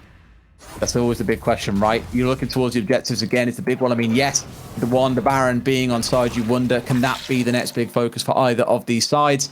I'd be a little bit nervous if I was Sengal because they've had a 3k goldie, let's not forget. That has shrunk down to about 2k, which might make you say, well, Des, they're still ahead, so there's no problem, right? They can still try and focus on gathering around the Baron. It's the nature of these fights and how they keep on swinging towards Supermassive Blaze. There have been some good moments, some good highlights coming out of Sengal, but Supermassive are the ones, for my money at least, that are looking more dominant in these fights. If they 2-0 this, I will be shocked. Yeah, this would definitely be a big upset. There's no doubt about it. Sangal will be shocked as well. And Supermassive, well, they will be almost doubling their points instantly, which would be fantastic for them. They're certainly not within a shout, I don't think, of upsetting the likes of Na'Vi and Unicorns of Love that also reside in this group very much at the top of the table. But here we go, Ocean Drag coming down. Let's have a look. Are they going to try and go for it here? Sangal trying to set themselves up already. Just look at who they focus to get. Lonely Kid was the one getting tagged up a little bit there, and in we go, Zin's in. Is he going to get the wild growth? Yes, he is. That's going to bounce them up. And Cold Effect is in the middle of the enemy team. That's not where an AD carry needs to be, but he's managed to avoid the mitigation. Does finally go down, and now let's see how this turns around for them. Lonely Kid off the side there, trying to pick them off. They have lost Nacres now, but of course, keep your eye on Tulkas. Keeping that free damage down at the moment. Nisa's the only one with hit points. The revive's going to come around the back there, but look at Tulkas. Keeps plugging away, and that is a massive problem for Sangal. They just can't get that AD carry picked off. Big question mark. Call FX frontline. Hello. Not really the kind of way you play this game, to be fair with you, buddy. But now it's another one being caught out, snapped up by the slow. That's going to be an easy kill coming through too. And this should be another 2 kills going their way. No big issue. Wild growth coming out for the double knockup. They get the clean. Supermassive Blaze. I said as well 2 minutes ago, I'm nervous about fights for Sengal, and they show exactly why. They get aced, and Supermassive Blaze are blazing into the future. Yeah, I mean, we'll look at a replay of it in a minute, but I just want to look at like how he was out of position again, because that's 2 team fights running the AD carry, and I think he used the package, didn't he? I think he cut across the team with the package, and it just put him massively out of position. I don't think he had the package, did he? I think he just W didn't know. No, he does a package. You Where are is right, he? absolutely. Yeah. Look at him here on the left-hand side, right? He dashes towards the back line, but you're in the middle. There's the package, where look. They want you. You're on the Lulu. You're on the Gragas. You're sat in the middle of people that are going to polymorph you, stun you, get you knocked up, and sure enough, he's just playing damage control at that point. Both summons being burnt out. The Kai'Sa with a really smart ult towards the back where no one was able to protect the flank. It forces the Corki to flash back into the middle, and it's an easy burn down from there.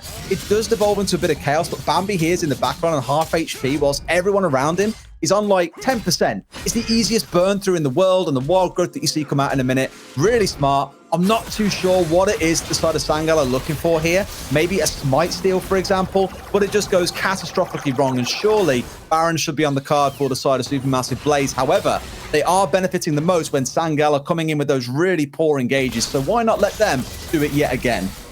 Okay, I'm going to give him the benefit of the doubt because he used the package, and I think what happened is he landed on the border between the blue buff and the river, And what it does is sometimes will plop you over the other side. Now, I think that's what happened. It obviously put him way too far. He's probably like, oh my God, I'm in the blue buff. I'm miles away. I'm completely out of position, and sort of panic flash and get out of there. And I think that just completely threw his game off that one moment. That's what I'm giving him. I'm giving him the benefit of the doubt for that. Not convinced.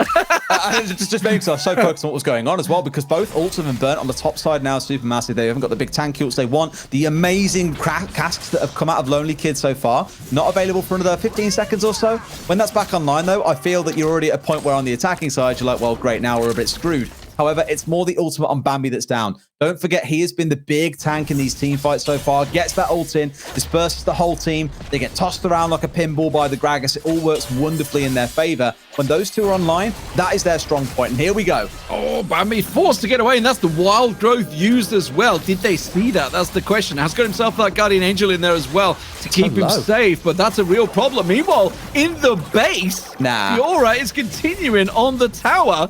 Finally, will back away there. And I see having to do some work, and Nakras will back away, and that's going to turn the team on. They realize it is a full-on 4v4. You can see that Braum having to back away. He's safe at the moment. Tulkas goes gold. That means he's not putting the damage down, and for the first time, Tulkas got the focus in there. Bambi can go back in again, though, but that wild growth is still not available. Used up. Now it's free. So, will they go for the re-engage?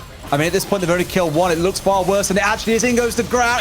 The Garen, massive ultimate coming on top. They get the burn through on the other side, though. So it's pulled things down into a 4 versus 3, 1 for 1. It looked like the side of Sengal should be so much further ahead than they are, D-Man, but they're not. It's still only 1 extra kill, and 2 of their members are limping away, bleeding. So, let's take stock of how that worked out. Sure, it looked like Sangal picked up some really good information. Oh, Bambi doesn't want to lose that Guardian Angel. And yes, they pushed and got a lot of damage down. But the fact is, Supermassive took down the bottom turret and almost the inner turret as well. That base turret, the inhibitor turret, nearly gone. So while that was all happening, the actual target, you win the game by taking turrets down, guys. That's what the focus is. Instead of just fighting, which I know a lot of people love to do, Sangal didn't really get anything for it. I just get nervous. The more further into this game we get, the stronger the Fiora is going to be against the Garen. He's had to go full armor at this point as well, understandably. There isn't really a massive AP threat, but the catch onto Bambi. He's got GA as well. He won't be too worried about that. What the focus is going to be here is 100% this trait. This could be the kind of thing that looks to end a game as well if they're not careful, because what have we said time and time again? Cool effects getting caught out, bad focus from Sangal. Keep an eye on where they engage and where cool effects moves. Elder Cloud up. Still, Nakras in that top lane. So they're going to start things off, leash it off. Oh, Lonely Kid's got to be careful here. You can see Bambi wants to get involved, but the rest of his team are not quite on the same page, but they're so scared of Bambi, they're completely backing away. And that's left Nicey, and Nicey completely separated from his team. Gets caught out. A wild growth catching all 4 members of Sangal out, and it is decimation from there. The Supermassive Blaze have absolutely lived up to their name, delivering. Lemoyne has to run for his life. This could be game right now. Forget about calling them a blaze here, D-Man. Call them a black hole, because they are devouring everything before them. There's nothing that Sengal can do, and Bambi just walked at them. It's all he did. They march through the team, and they clean up off the back of it. What a series from Supermassive Blaze. Absolutely devastating Sangal.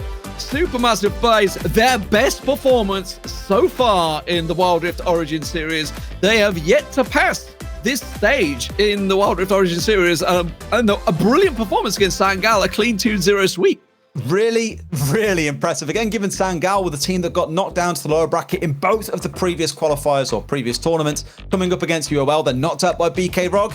2 pretty serious names in there. Yet here's Supermassive Blaze coming in and crushing them outright. Incredible 2 games, one with the global engage comp, the Pantheon, one playing against it, and they play it perfectly both times. I'm so excited to see what they can do in the next iteration of the Origin series, because that's super impressive. What a series to start things off, ladies and gentlemen. That was Group B. We're going to be going over to Group C next after the break. We'll see you then.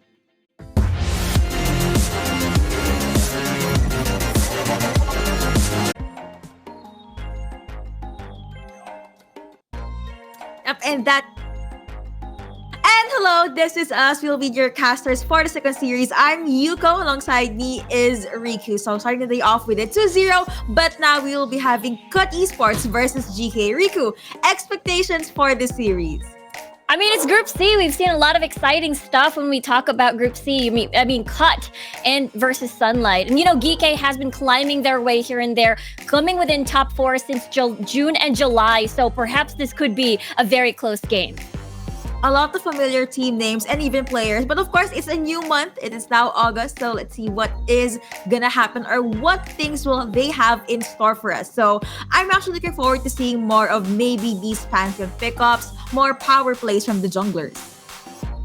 Yeah, I feel like we are going to be seeing a lot of these semi-global picks like the Twisted Fate, like the Pantheon. Just, again, their early game prowess is just something to be feared, especially that when we're talking about side lane pressure. So I feel like this could potentially be the star picks, especially Xin Zhao. When we look back last month, the Xin Zhao top lane flexes in the from jungle to top could also be a possibility. I honestly did not expect that Xin Zhao Baron lane or top lane, but they made it work. So if we're gonna be seeing more of that, I would be very much happy to do so. So of course, let's take a look first in for the names of our teams in this series number 2. Again, Cut Esports and GK. You have Risk, Boss, Joe, 6ix9ine, and Timos for the side of Cut Esports, and for GK, you have Haze, Hazet, Moha, Jotrex, Sultanos, and Farax. I'm excited to see these players duke it out once more. Again, we're talking about Cut, who was able to get first place at the first month of June, but fell short up against Sunlight at last month. So, of course, they want to climb their way back at the tippity top, see if they can rack up as much points as they can.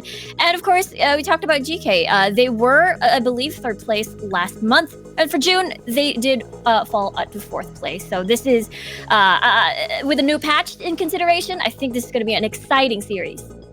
Which team will be able to bag you number 1? Let's wait and see as we jump into our first pick and ban phase. I wonder what is going to be the priorities this time around, especially 2.3. Remember, 69 last month had an incredible showing on a Kai'Sa pick. Maybe we get to see him on that very scary late game carry champion. But of course, we see GK now banning out the Senna. Not gonna put that into the equation. Lee Sin, of course, going to be an understandable ban. Again, it's such an a strong early game pickup. It's paired with so many strong early game top laners as well, just like the Renekton. And well, we did see a jungler and a support ban. Now we are going to be having a mid lane / ADC ban. We will not be seeing Corki into game number 1. I was about to say Gragas could be open, but no, they still banned that out. Yeah, for 2.3a, I mean, Corki has been nerfed just a little bit more on the cooldowns of the Valkyrie and the safetiness of a Corki, but it's still pretty scary with the AoEs, with the rockets going in, especially now Ziggs off the table. Seraphine. It has been a while since we've seen Seraphine. Well, not exactly, but we might expect an Olaf coming in for GK, though. Possibly. I mean, they could pick that up. Also, yes, guys, you are seeing 2 Senna bans. That's because GK was late for their call time, so they will not be having the full 3 bans. So going back into the draft, we have Shinjo and Nami being picked up. You already had the jungler for disengage, and now you have Nami as an engager, of course, with the tidal wave. I was actually surprised about the Seraphine first pick, because I was expecting either a Galio or a Camille, but both champions went over to Cut. Yeah, they really want to prioritize this. Usually when we see a Nami pick as well, you'd expect maybe a Lucian going to follow suit, because Lucian with a Nami is such a scary pair, but they're going to pair it up with the Ashe. Remember, Ashe has been recently buffed with the Crystalline Arrow being, easily controlled. But to top this, GK roster, not roster, but composition will be a Riven. And I'm assuming that's going to be a top side, as we did maybe see a few jungle Rivens here and there, but Xin Zhao would most likely go to the jungle. And for Cut, though, they are going over to the Venn diagram combo, which is the Galio and the Camille. And to pair that up with an Assassin and a self-peel Xayah as their AD carry. So this is going to be very exciting indeed. I'm very excited as well. And of course, without further ado, let's jump straight into game number 1. Let's see who will be able to get that first W. Again, this GK versus Cut Esports. And now we have our eyes set on this ribbon, which will most likely be the Baron lane. Xinjiao will be there at the jungle side. I actually want to talk a bit more about this Akali pick, which in the PPGL Icon series anyway, we don't see much Akali being open, but finally seeing her in the hands of Risk, Akali can pretty much just penetrate the back lines and most likely reach Firax, which of course is the main damage dealer for GK. Yeah, that's the thing. They do have the Galio on their side. They do have the Braum on their side. So most of the biggest threats on the Akali is allied with Risk over here on this pick. So no fear. The only thing that Risk has to watch out for is if he's on a shroud, hidden in the shroud rather, Hazet can easily stun him with that big AoE as a Riven. So I think that's one of the only things that Risk should watch out for in this matchup. That is true. And now looking at the mid lane matchup, Galio and Seraphine, maybe a few pokes here and there. And speaking of the Shroud, you were just talking about it. Risk already be picking that up just to make sure that Hazet will not be able to advance into his side. Jumping back into the mid lane, just a few pokes here and there. Seraphine does have the slight advantage earlier on. And now at the diagonal lane, just the usual skirmish here and there with the 2v2s. And there's a lot of vision. You're talking about Xenon here on the Seraphine. There's a lot of vision going around for Cut Esports here. Lots of deep vision in the jungle of GK. So they want to make sure that they can keep track of Sultanas here on the Xin Zhao. Especially, again, we're talking about Xin Zhao, such a very scary early game ganker as well. We'll see if they're going to make moves around topside as he's looming over that area. No, he's just going to get the Krugs a little bit as GK topside does have priority. Looks like that is going to be him. That is going to be Risk rather, seeing Xinjiao at backlines. Galio already popping or getting vision on as to where Xinjiao is, and that just made Xinjiao fall back. But looking now back at the Dragon Lane, that is going to be the arrows being sent out by Ashe. Few pokes, that is going to be the Aqua Prison connecting onto two, but no actual commitments just yet. Winter's Bite is going to connect onto one, but no actual commitments, no actual takedown. But that is going to be the stand behind me being popped, but that is going to be into the bubble. The Aqua is gonna connect again. There is no follow-up. You have the kites coming through. Feather's gonna hurt a lot, but looks like they're still gonna try to go at this very slowly. Ebb and Flow connecting. That is gonna be the Hex Ultimatum being committed onto Ashe, and Ashe does say goodbye. At the very least, Nami was able to get one kill, and it was a 1-for-1. But as I was talking, Seraphine being able to take out Galio, so now we have 2-1 on the scoreboard. Yeah, I think that's first blood in favor of GK there as we get to see them getting that gold lead, plus that extra gold as well. Just as you mentioned, Yuko, they were able to eliminate with that gank from Sultanos in the mid lane, considering that they had information that, the Camille was already lingering around the bottom portion of that area. Good thing though, Mia Judge was nearby, 1v1 though at top side. I thought he was gonna fully commit. Risk still not gonna risk with the perfect execution. But looking back at this replay, let's see what actually happened in that 2v2 fight. It was risky though. Tamola does have that heal, so that extra auto attack, they were able to get first blood, but unfortunately the jungle of Cut is lingering around the corners, able to get an exchange kill over to that AD carry. Biggest thing though as well in the mid lane, a successful gank coming from Sultanos. So they were able to get more kills on the board, especially we've seen how Xin Zhao's, when they're able to get kills early, they can spin out of control. Next side still jumping back into the game, just under 4 minutes. Repelled as well as the first Drake will be up in 3 more seconds. Galio coming with the reset, but you have Camille lurking at the side. That is going to be the B drop not connecting. Xinjiao, will you try and chase Camille? Looks like he will not commit, and he's just going to be very happy with the fact that he was able to push Camille back, because this gives him opening to try and get repelled. But Akali is lurking at the sides, and now you have 6ix9ine trying to take down this dragon all alone. Looks like Risk is gonna get a bubble to the face. That is gonna connect, but that is gonna be Risk being able to just jump into safety. Charlotte Shot has been popped yet again. Red team being able to get Cloud Dragon. At the very least, blue team will be able to get their hands on this Rift Herald. Yeah, there was an attempt to try if Risk will be able to slow down the Rift Herald take, but the rest of GK were pretty much there and complete. And Cut, it is going to be an exchange. A dragon for a Rift Herald. A little bit worried there topside with Risk in Hazet doing a little bit of 1v1. Still, though, Risk must be careful. He is he's facing a Hazet with an Ignite, so especially when you take the junglers into account as well, as Sultanos was able to get that early kill. Looking at the items, we've got Black Cleaver already completed for Hazet. Curious to see where Sultanos is going to focus this Rift Herald on. Which part of the map do they want to open up first? Camille also has the Triforce available, so that's just gonna give her more damage in, and maybe we'll be seeing more of her at the Baron lane or maybe even a Dragon lane. So Pink's going through the map, and I actually want to jump back to what you said earlier. Risk always does these risky plays. Like he always pushes the limit. I'm not sure if he will get taken down or will he get the kill, but I guess that's just his playstyle. But looking back, that is the Aqua Prison connecting as well as the Epic Flow. But in the mid part of the map, Galio still gets bursted down by the Seraphine. Yeah, but topside too.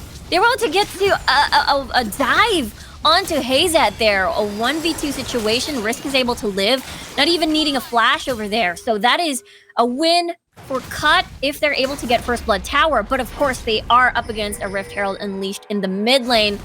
And GK will get First Blood, maybe a second charge over the second tier too.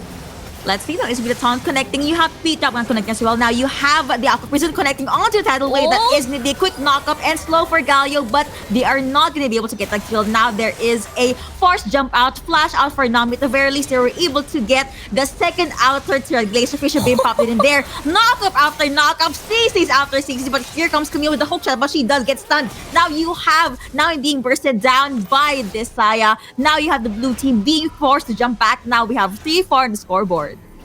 That's a lot of value for GK on that Rift Herald. But the thing is, Cut was able to minimize, or rather get a bit of consolation prizes here and there. You know, 69 was able to get, 2 kills over that skirmish. And they were able to punish the overstay that GK has done. Let's take a look at that again. Again, value of the Rift Herald. And good job coming from the Braum to slow down the retreat of GK, to buy some time for the Camille to arrive. And, 69 coming from the side as well. So, they ran out, GK pretty much ran out of resources for that disengage, and therefore was Cut in the middle of retreat. Overall, that was just Cut having or winning the Vision game, because look at the wards they had in that side. That's a That's 4 red wards. So they pretty much split up that side of the map. But jumping back, now you have Seraphine and Riven still holding their ground at the mid lane. 6-9 will be alone at the Baron lane side. Is to be the tactical shield connecting, slows coming through, but there is no actual commitment just yet. Now you have DK just being very, very quiet and trying to play this one out conservatively, trying to turtle the game out. But now you have Camille just focusing onto the buff. Seraphine's Encore is available, but I believe they're just saving that for a latter part into the game. Next dragon is going to be up in 20 seconds, so I believe both teams are just getting ready for a possible dragon fight. Yeah, for GK is actually on a time limit here, because Cut Esports, when it comes to the 5v5s, they are clearly more comfortable in those scenarios. For GK, there's a lot of squishy targets on their side, and the disengage and as well as the heavy engage, especially up against melee with the Galio and the Braum, may serve to be a huge problem in the team fights later on. But we'll see though. GK already first on the board here with the Dragon Star, but 69 quite far away from all the fight. V-Drop connecting onto 1. Now you have the Unbreakable coming through. Taunt is going to connect onto 1. Here comes now. He's going to jump in. That's going to be the Anchor connecting onto 1. He does get charmed. He gets knocked up. That is going to be the support saying goodbye. Now they have a 4v5. Akali. Good. He jump in. Shuriken Flip is going to connect onto 1. You have the Honeycrisp being popped as well. Sustain heals coming through for the Seraphine. Looks like this could possibly be a non-contested Mountain Drake. Yeah, it's a 4v5 situation. They lost one of their frontliners, Timus. And now what's the consolation prize? Crystalline Arrow will not be able to connect, but it's just there for the threat to scare away Cut from taking down another tower from the mid lane. I was ready to yell if ever the enchanted crystal arrow will connect, but apparently it didn't. So I just said, okay, I'm gonna calm down. Maybe in the latter part of the game, we'll see something like that happen. Maybe. But yeah, maybe. Now 5 points are coming through for Risk. Both teams basically are just possibly on the hunt. Red side could try and take down Riven or Ash if they want to. They know that there's no more encore for the side of GK, so they can just re-engage whenever they want. Baron is going to be up in 5 seconds, and if you're going to look at the Baron area, Cut Esports, one step ahead. They already have 2 wards placed. Yeah, they've already got vision down, but 69 gets solo killed, unfortunately, in the mid lane. Most likely got caught. Actually, no ults were used. And most likely a little bit forward as the arrow will shoot from downtown. Will they get risk? Will they get risk? They do! He did! Right, and that is the stuns connecting. Now here comes Riven jumping in. Stuns are gonna connect. Now you have the hero's entrance connecting onto one. The shot has been popped, and that is gonna be Shinjao possibly targeting risk. At the very least, they were near the turret, so they were able to make it out of their alive. Stuns again coming through for this Braum, but he has Unbreakable. Also, can I just say that, Xenon, are you okay? You have 5 kills for the side of GK, and he has 3. This Seraphine really hurts a lot. Yeah, I can imagine the encore plus the tidal wave. It's just a big chunk of magic damage to your face. So once you get caught with one skill, most likely it is going to be a chain of CC that you will most likely not escape. Good thing they've got Team Moose over there with the disengage as the Braum, and as well as the magic shielding coming from the hero's entrance from Joe on the Galio. So it's not a total terror of a combo when we think about Cut's composition against GK. I was about to say that none of the teams are actually touching up on the Baron side, but as you can see, you have Shinjao lurking in the Baron's pit, but he does get spotted out by Risk, if I'm not mistaken, but he just decided to jump out, but they almost forgot. Riven alone at the Jago lane side, he almost touched that turret. Of the very least, Camille was there to hookshot her way and defend this turret. For the side of GK or the blue team, they have very good wave clear, as well as Cut Esports. I mean, you still have Saya with those feathers. Yeah, it's really hard to try and push GK down and try to siege. You will most likely have to kill 1 or 2 to effectively destroy a tower.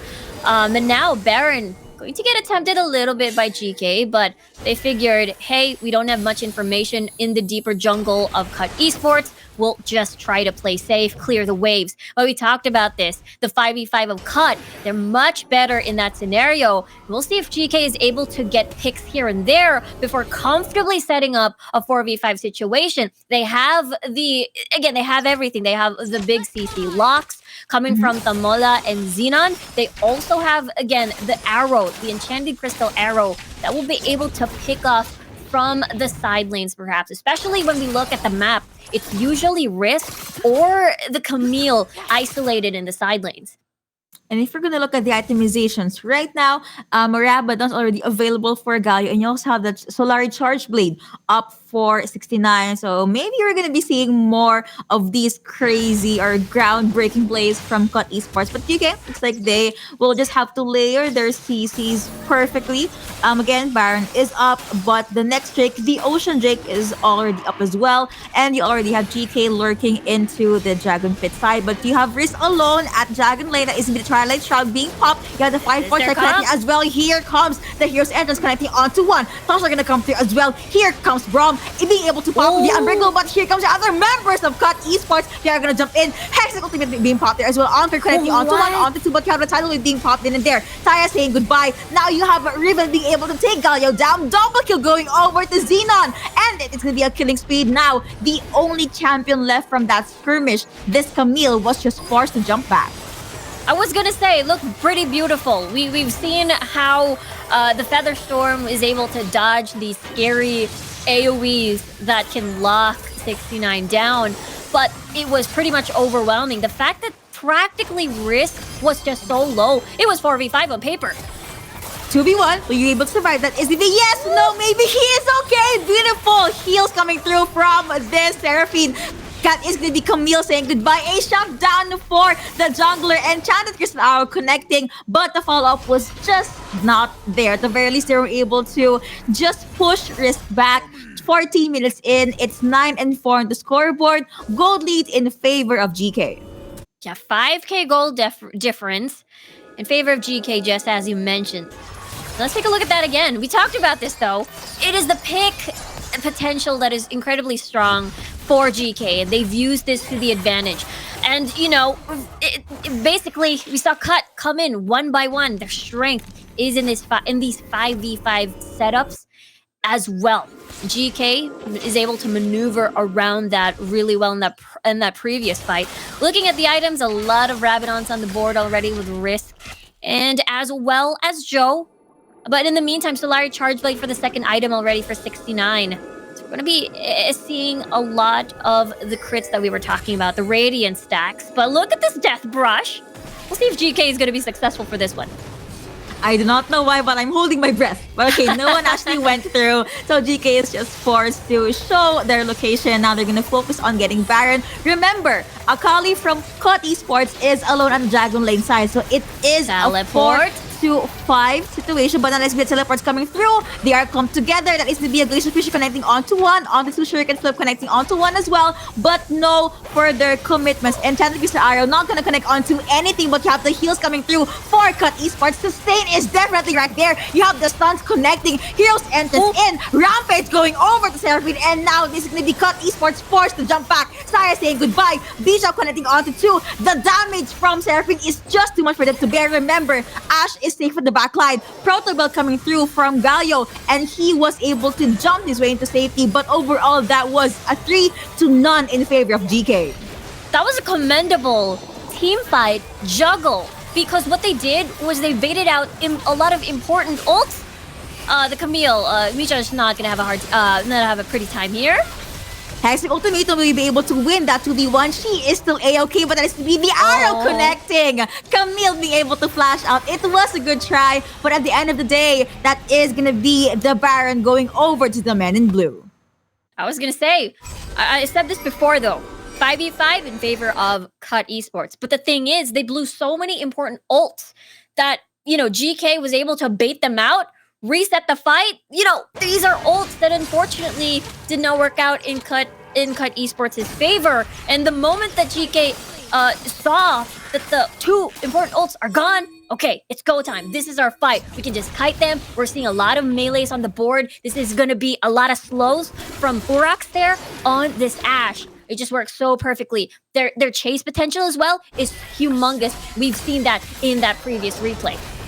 And even though Braum was able to block the Encore with the Unbreakable, just the damage coming out from GK was too much for them to bear. But at the very least, almost 18 minutes in, you have GK knocking onto the base of Cut Esports. Whew, that burst from this singer. Now you have the Encore being popped on top of that tidal wave. Saya, are you okay? But now looking into the mid lane, you have the Hextech Ultimatum being popped then and there. Ashe saying goodbye. Of course, Aquabridge are not gonna connect. Akali saying goodbye then and there. Double kill going over to Xin Zhao. And it was a 3-1 in favor of GK. Heals coming through. Speed boost is there as well. They could focus on the Nexus. You have Galio, you have Braum. They do not have sufficient wave clear. They're focusing on the Nexus, and you have GK being able to bag game number 1. Just such a huge upset over here in this series, and GK is able to, you know, assemble this composition with the slows from the Ashe, with a lot of utility with the Seraphine, movement speed, and the wombo combo of the Encore and the tidal wave. It just worked so well, meshed so well in that game, and Cut Esports had a hard time maneuvering around those, you know, said composition. Initially, I thought Cut Esports would be the one on top for the late game, but it looks like GK, they have this 2 layers of ultimate that was just popped at the perfect time. But I believe we have something in store for us. We have the drawing board from game number 1. Yeah, well, let's take a look at, I believe, that last fight in the Baron lane. And I feel like, you know, it is a very key point of the game. We talked about this on how this particular scenario on where I think this is the fight where, you know, no ults already. Teemos' ult is basically gone. No ult for Teemos anymore. No as well, no Featherstorm for 69 as well. Therefore, any of the self-peeling, any of the disengage means that it is go time for GK to keep pursuing this fight. They have so many slows, they have so much movement speed with the Seraphine and as well as the Nami, just makes it so much harder for Cut Esports to run away, go back to base and reset. And I just gotta hand it to GK with this composition for sure. They knew the fact that, okay, it's pretty scary with the 5v5 comp that Cut Esports has, but all they had to do was bait ult and they're ready to go. Can I just say that I'm so happy you actually wrote in the letters Go. GNO earlier. Go. Then and there. We casters feel the tension in the game as well. But yeah, that's basically the turning point, I guess, for GK. And this was one of the very important moments for them being able to get that first W. But let's see. Are we going to be seeing 3 games? Are we going to be seeing a 2-0? So it looks like it's time for game number 2.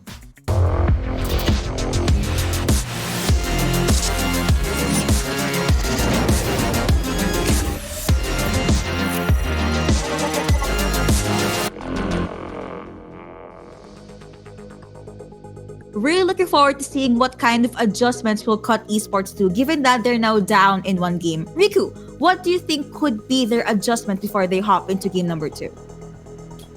For me, maybe a little bit of more early game movement, I suppose, and as well as early game dragon priority. I mean, they were able to try and secure the following dragons, but unfortunately, it has been GK that was able to take control of the dragon pit. I think it's because of how strong their pick comp was, so it was very, it put Cut Esports in a tight spot in that particular game. So you're saying one of the things that they could tweak on for game number 2 is the draft, right? The draft. Yes. The draft. I know. I'm excited to see what the draft is going to look like, what the switcheroo is going to be, if Cut Esports will decide to. Because on paper, Galio Braum on your team looks incredibly strong. There's a lot of disengage and as well as side lane pressure. So we'll see if the bans are going to be similar as we look at, Lee Sin and Senna already first on the board, like the previous game number 1.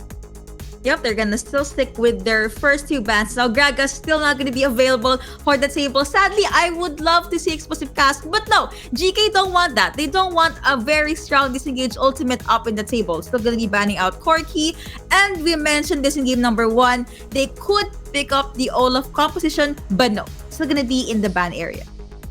Yeah, Olaf can be paired with many things. I mean, in the previous series we saw tonight, we've seen the Lulu. Lulu is also another popular pair with an Olaf. So, GK just do not want that in the equation. But first pick, Xin Zhao once more. We've seen this region in particular they like to flex it either topside Xin Zhao or in the jungle. So we'll still see where the Xin Zhao is going to go. Nami, Lucian pair maybe for Cut Esports. That is a possibility. I mean, you did say that the Nami Lucian combo is very, very strong, but now you have a Katarina. So now you have this very strong assassin that can burst down the squishy champions. And Cut Esports, they answered accordingly.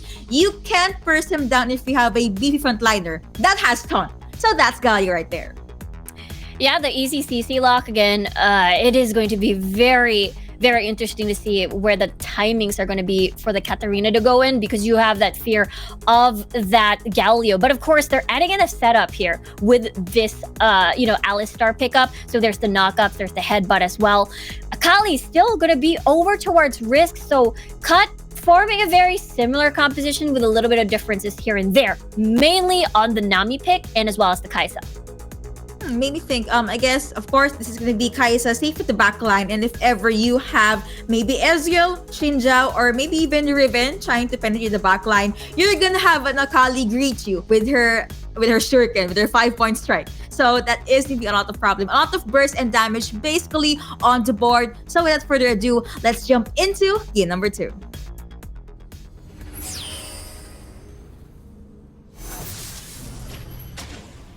Let's see though, will we be seeing a game number 3, or will GK be able to close the series out with a 2-0? Will we be seeing a lot of 2-0s today? I don't know. I kind of want to see Cut Esports try and turn things to their favor.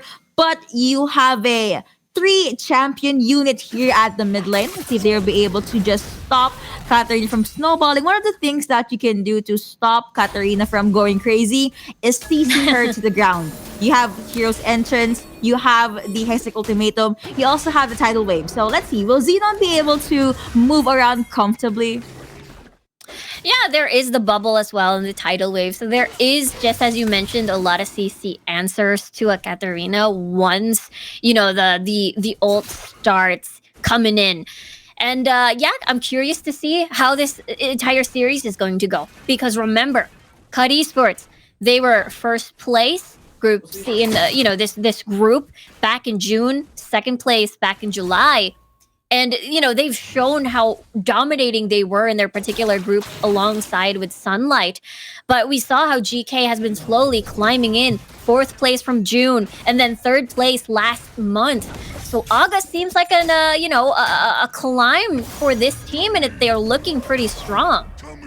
No other way but up, as I like to call it. So let's see who will be able to climb up. And looking back into the game, though, I mean, you have Katarina just making sure Galio will be kept at bay. But looking at the Dragon Lane side, the Kai'Sa and Nami is able to push back the Ezreal and the Alistar duo. As you showing Krishik connecting onto one. Taunt could come through. Now you have the slows coming through from this team, but let's see the knockup after knockup. But that is going to be the first one going over to Akali. Let's see if they'll be able to get another kill. Xinjiao saying goodbye, but Xenon still going to be very much safe. Sadly, Shuriken and Flip did not connect, so it looks like Risk will not commit.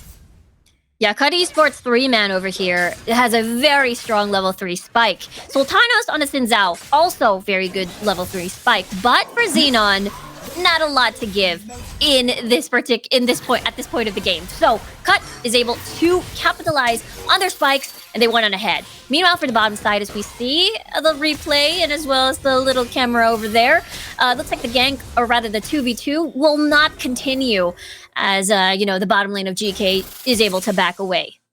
I actually thought they were gonna commit, but I guess they said, it's too early. Let's just try to play this one out safely. But looking back here at the brown lane, Perfect Execution is available. Let's see if Risk will actually take the risk. That is going to be the 5 points connecting. He has his Assassin Mark being proc. Now he was able to jump out. That is going to be a try and a successful assassination coming through for this Akali. Will he commit? 5 point strike. Xinjiao just decided to jump back, and he also saw that Camille was in the area. Risk be crazy over here on the 1v2s. I mean, there is a possibility for it to be a potential, second kill for Risk. But again, didn't want to go overboard, especially, he didn't have any summoner spells to work with. Let's take a look at that again.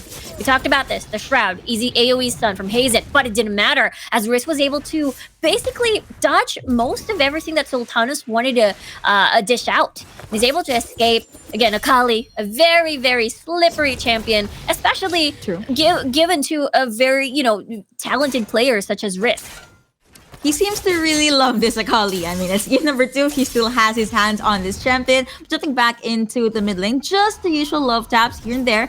But now Xenon's going to go in with the recall. Try to Shroud has been popped in again. Camille nowhere near the area. So if ever Hasty could try and go with the 1v1s, instead he is just going to focus on clearing out the wave. Looking back here, down at the bottom lane, the Ocean Drake is now up. Rift Herald is up as well. That is the headbutt connecting. Let's see if there's going to be a follow through. Now you have Camille saying hi, saying hello. You have Ezreal jumping in. He has the mystic shot, but Xinjiao gets bursted down. He was forced to just use the Essence Flux just so he can jump back into safety. Now you have Cut Esports focusing onto the Ocean Drake.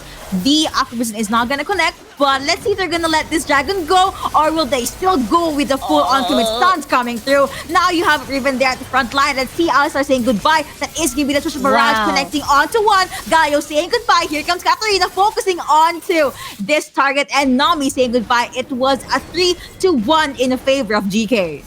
And they were able to buy some time for Sultanas to come in and join the fight. And now he's able to cancel out the Camille's port back. Looks like he's safe for now. Look at that discipline. Oh no, looks like he's not going to be safe for Risk. Just going in. The killing spree going over to Akali. And whew, The damage on this assassin is definitely felt. I mean, absolutely cannot blame Sultanas there. I mean, the Camille was basically all alone, wanted to pour back. But here comes round 2 over this Ocean Drake here for Cut Esports. They are going to be able to secure this, no problem. But at what cost? Actually, they have been winning because Risk is able to get early kills now. Already 3-0-0. We'll see if Cut will decide to just get First Blood Tower. So even though GK is able to get this Rift Herald, they won't get First Blood Tower for the team. And we'll see what they decide to open up. Either they want to equalize the map, go over bot side, or open the map for Hazet at top side as well instead. Looks like they could summon the Rift Herald here at the Baron lane side, but as you can see, Cut Esports already taking down the second turret. Now you have Riven coming in with the recall, could try and defend the turret, but I think it's going to be a tad bit too late. At the very least, GK, they are going to try and go with the trade. Still going to be the trade with Cut Esports winning the biggest pie on the pizza. No, the pie. As they get 2 towers down at bot side and 1 charge only for this Rift Herald, as Risk is way over there already defending the following charges. Let's take a look at the fight over at the Ocean Drake earlier, as again, this was a 4v5 situation. GK had a lot of pokes actually, and I really want to commend Xenon here. He waited for the perfect timing to go in, where everybody was pretty much low after Firax's pokes from the Ezreal, and it's basically cleanup. He's able to get a double kill off of this. Now, we won't get to see the replay, the cancel of Sultanas's, or rather of the Camille's port back, but it is still a problem. They still have Risk being one of the huge problems on the Cut Esports side. They do. And I guess this is just a signal for Ezreal and Katarina to try and go in with the farm. You have the IK Rain connecting onto one that is in the jump and they flash in. But oh no! That did not actually merit to anything. So now Cut Esports, they know heal and flash down already for Alistar. Yeah, GK wanted a setup for Xenon. On, you know, the pulverize all the knockups in the world, the CC, to help, again, set up Xenon on the Katarina, but unfortunately it didn't work out. Yes, flash lost, so this Alistar is going to be very vulnerable on the next fight. We'll have to see now what the plan is in mind as we take a look at the itemization. Rabadon's already completed for Risk, Triforce already for the Camille, but more mana fully stacked to fight. That'll be being popped in there. Now you have the Hexing Ultimatum as well as a Trisha Barrage being popped in there. Katarina, the first one to actually get taken down. Now Ezreal saying goodbye as well. You have Nami safe with the backlines. You have a tactical sweep being used by this Camille, focusing that is going to be the tidal wave connecting onto 2. And now Cut Esports very much happy with taking down not just the Katarina, but as well as the ADC. They could try and get Baron Lane turret, and now they're just going to place wards all around to just light up their map. I'm smelling a game 3 over here. Cut. You know, their conditions, look at them. Risk and Camille are getting a lot of kills already on the board. And let's take a look at that again. So it was an arcane shift forward. So an arcane shift forward means you're very, very much vulnerable to anything that comes your way. And that is exactly what we just saw. Another fight in the mid lane.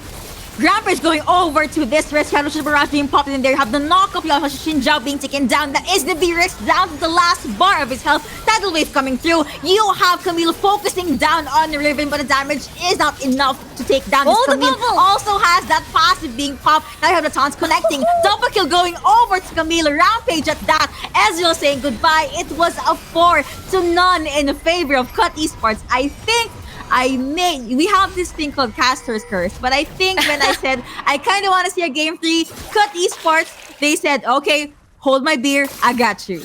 Yeah, game 3 could be incoming. Let's take a look at this replay again, because I want to point out something very, very interesting. But anyway, Trisha Barrage coming from downtown. That means Firax is not present in this fight.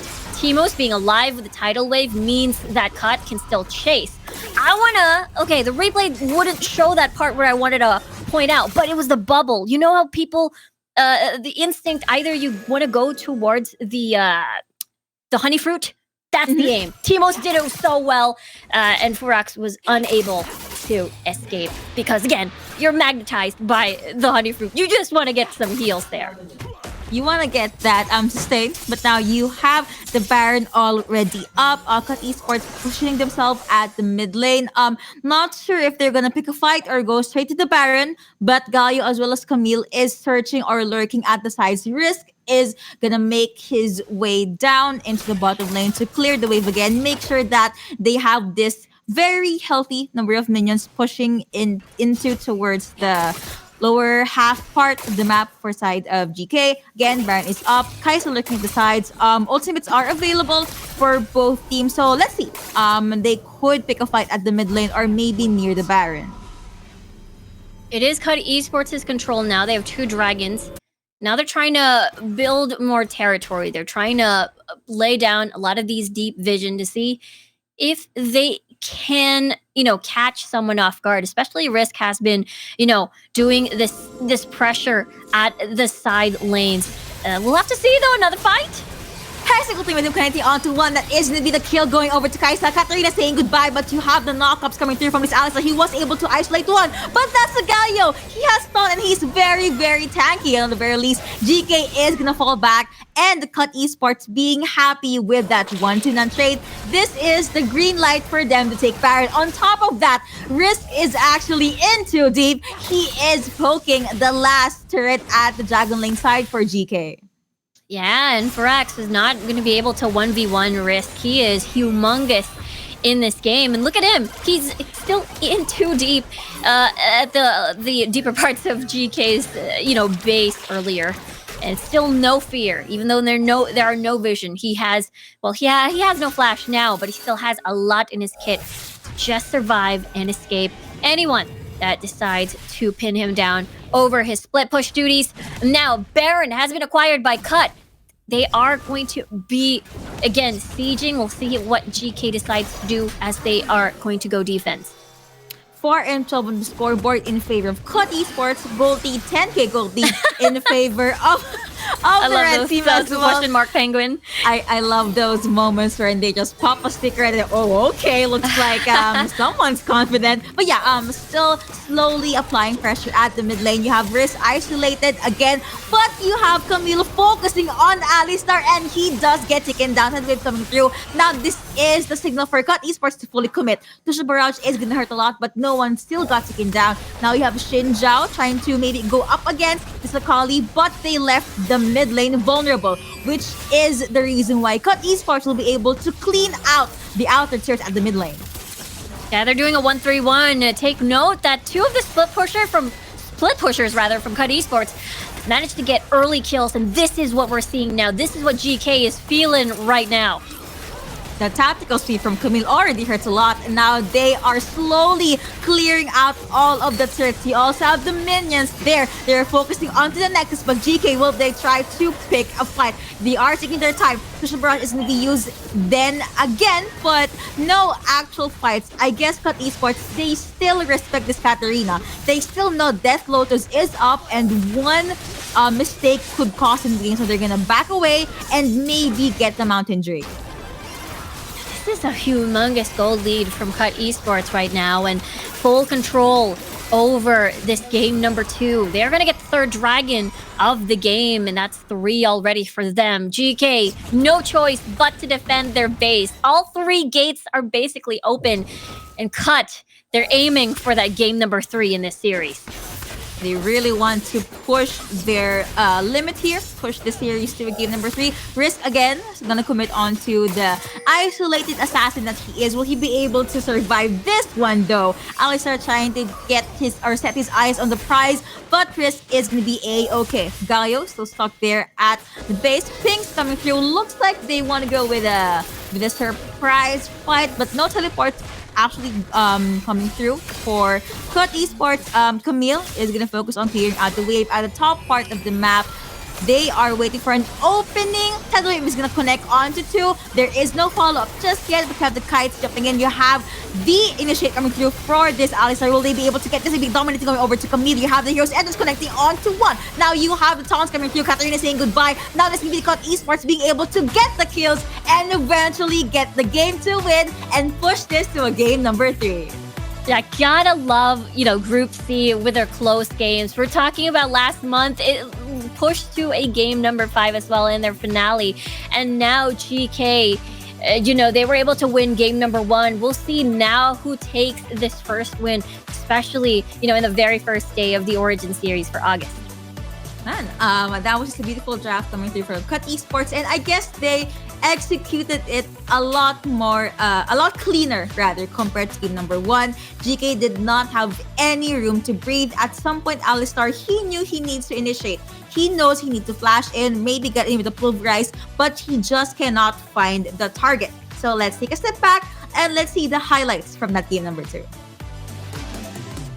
I think the biggest problem that GK had to face is the level 3 power spike as we take a look at what just happened in the early stages of the game. First off, Risk was able to get that early first blood, and as well as this 1v2. It was amazing. Risk was able to maneuver around, go to the Shroud, and then just burst down Hazet and is able to escape. So no exchange skills whatsoever. Risk was able to get away with these skills, and he was able to balloon up into such a huge monster to the point that GK had no answer for Risk. That was actually a good headbutt, but he got greeted by a taunt, and then there you have the response for the side of of course, Cut Esports. They were able to go in with a cleanup. At the very least, this was, I guess, one of the moments that I did see Xenon, or I did see Katarina shine. But other than that, she was just left to wonder, who's my target? How am I gonna penetrate the backline? And Cut Esports, they were just able to layer these CCs, these taunts, and they were just able to set a clear path for Risk to take. Yeah, it is the setups that we saw. We saw T-Moose is able to get the tidal wave down, get the heals on the board, able to assist Camille as well. And the Galio coming in, Joe with a hero's entrance when needed, when Risk is isolated from, the solo lane split push. The solo lane split push basically, either from top or bottom. It's just the perfect formula, perfect setup to let Risk and the Camille shine as well. I actually love the 2 champion heroes entrant. After the knockup, Camille jumped in immediately with the Hextech ultimatum, and GK, they just had no other choice but to prepare themselves for a game number 3. So this will be the first full 3-game series for day 1. Huzzah! Looks like when we cast together, we see a lot of game 3s. Yeah, I think that could be possibly the trend, maybe patch changes and a lot of, growth from the Origin series since June. So I love it. A game number 3 coming in on the first day. And of course, speaking of game number 3, let's take a quick look and a possible last look at the team roster before we jump into the pick and ban phase.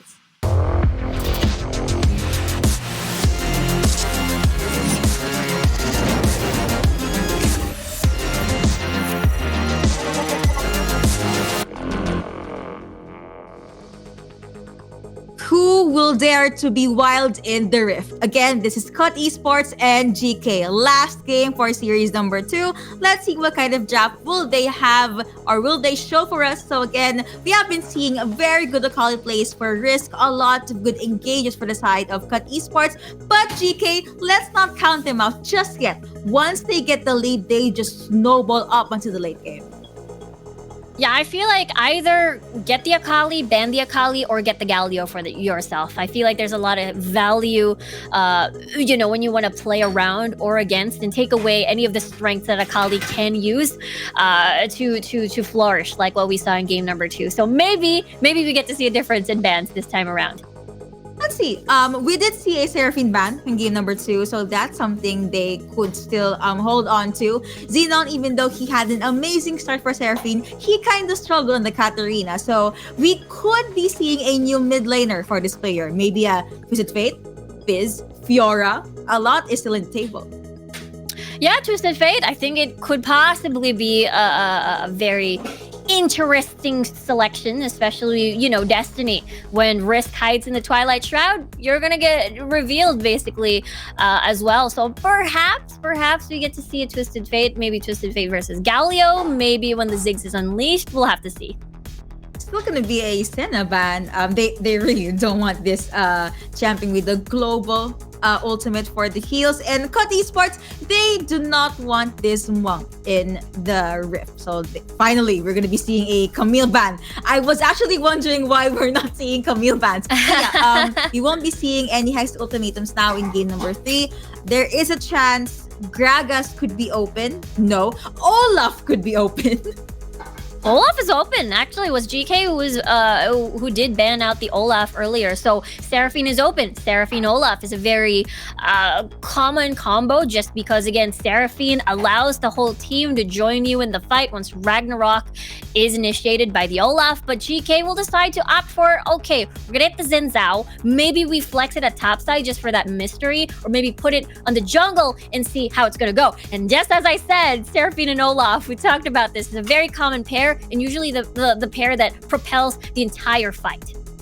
And now you have the Lulu being picked up by GK. I was about to say that with Gragas banned, the next best thing, I guess, for a disengage is the Xin Zhao ultimate. So maybe that's the reason why GK would prioritize this champion. Now, they took the Seraphine. Now GK said, we will take your Akali. Yeah, and Akali plus Lulu too. So that means the survivability plus with the wild growth of an Akali or maybe a Xin Zhao when going deep into the fight will increase exponentially. And you add in a Riven as well. A wild growth Riven is not going to be pretty for Cut Esports. So I am excited to see how the fights are going to go, because this is similar to what GK assembled in their game number 1 victory. Meanwhile, for Cut, I'm seeing a Renekton.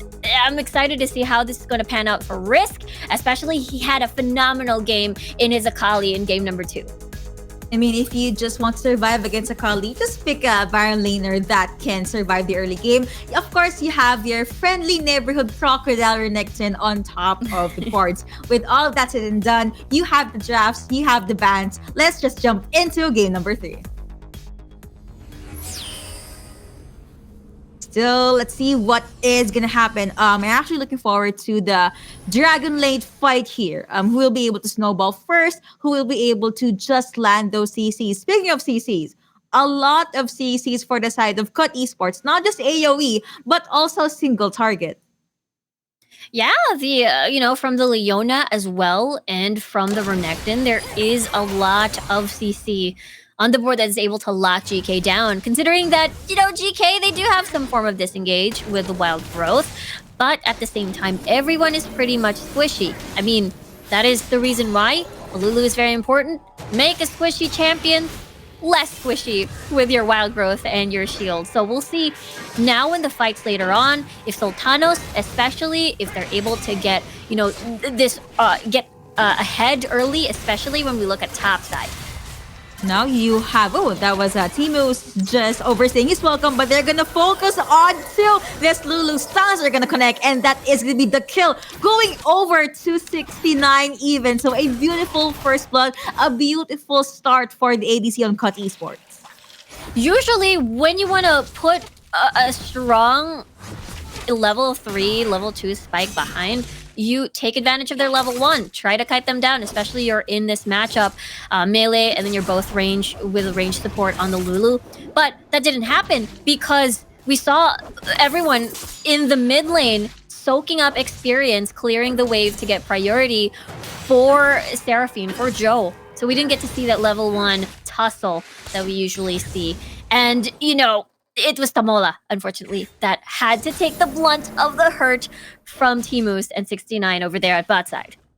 I guess at the very least, their ADC was not the one that got taken down. Now, besides they is coming through for Risk, gonna focus on this Akali, but Xenon will be able to just pop in and try to Shroud and just protect his way under the turret. Now you have this Olaf. I thought he was gonna go in with the gank or the engage, but looks like he's gonna try and go with the recalls. He is holding his ground. Could try and help this Kai'Sa as well as the Leona. He is still not being spotted out. Now, looks like it's gonna go back into default as Ashe as well as Tulu will just target the minions. How the Void Seeker connecting onto none, but then there's gonna be a lot of arrows being taken by the bot lane duo by Cut Esports. Yeah, they can just keep doing this. They can just, let Forax be able to poke out with the arrows, with the volley.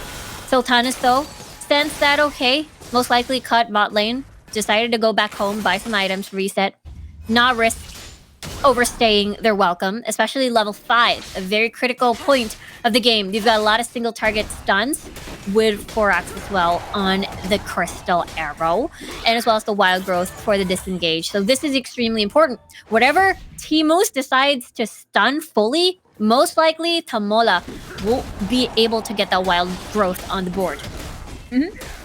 Problem is, if ever it's a 2 or 3 champion, if the ultimate rather will connect on the 2 or 3 champions, so Tamola will just ask, who do I prioritize? Are we gonna go with Riven? Are we gonna go with maybe Ashe? So let's see what is gonna happen. The latter part of the game, Xin Zhao lurking at the dragon at the Baron lane side. Olaf is there as well. I actually like the Riven and Seraphine matchup.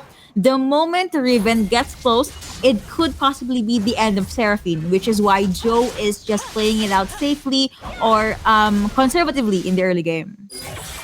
Yeah, it could be a little bit risky. A good thing, though, this is, Joe being very extra careful, managing the range, making sure that Joe is not going to be in kill range whatsoever. He does have some heals, so that's a little bit of that win over there in the lane. Look at Xenot. He's pretty low from the 1v1 between Risk.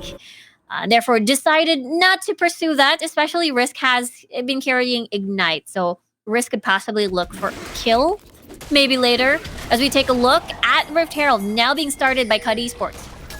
You want to focus on the objective game. You have the wards coming through, but he does get meet by the enchanted crystal. You have the Onk connecting as well. You have the beat drops connecting onto no one. That is Nibiru next to being taken down. Now you have Timo jumping in. He is being targeted by the members of GK. Now you have Ashe in the backline. You have the ultimates coming through by this Leona. He jumps in. He flashes in with that Ragnarok. Now this is the time for Cut Esports to go in with the re-engage. That is the Killer Instinct in 469. Leona saying goodbye. Knockups coming through, but you have the Undertow connecting onto none. Now that is going to be a 1-1 in favor of no one, but maybe in favor of Cut Esports because they have their hands on this Rift Herald. Yeah, they were still able to get the space that they needed despite the Encore not hitting quite right. The Solar Flare only slowing down 1. At the end of the day, that Ragnarok timing coming from the Olaf was able to basically scare away the low health targets of GK. They were able to get Furax off of that fight, off of that skirmish. And now we'll see if Cut is able to get 2 rewards. They got the Rift Herald, now they're aiming for this dragon. Take note, Cut still hasn't done the reset. GK already did. They did. That is going to be a initially coming through from Timus, but he does get CC'd to the ground. Now have the beat up connecting onto 2. Here comes Xenon at the front line, being able to burst down that Leona. Stuns coming through. Akali saying goodbye though, and you have Risk being polymorphed. Now that is the green light for the side of GK. I mean, this is the red light for the side of GK. They are gonna fall back. Risk was able to pop his ultimate already, targeting this Lulu, but he does not have flash anymore. Now you have a 6-9 trying to defend his teammate. He has shields, and Risk is still A-okay. What?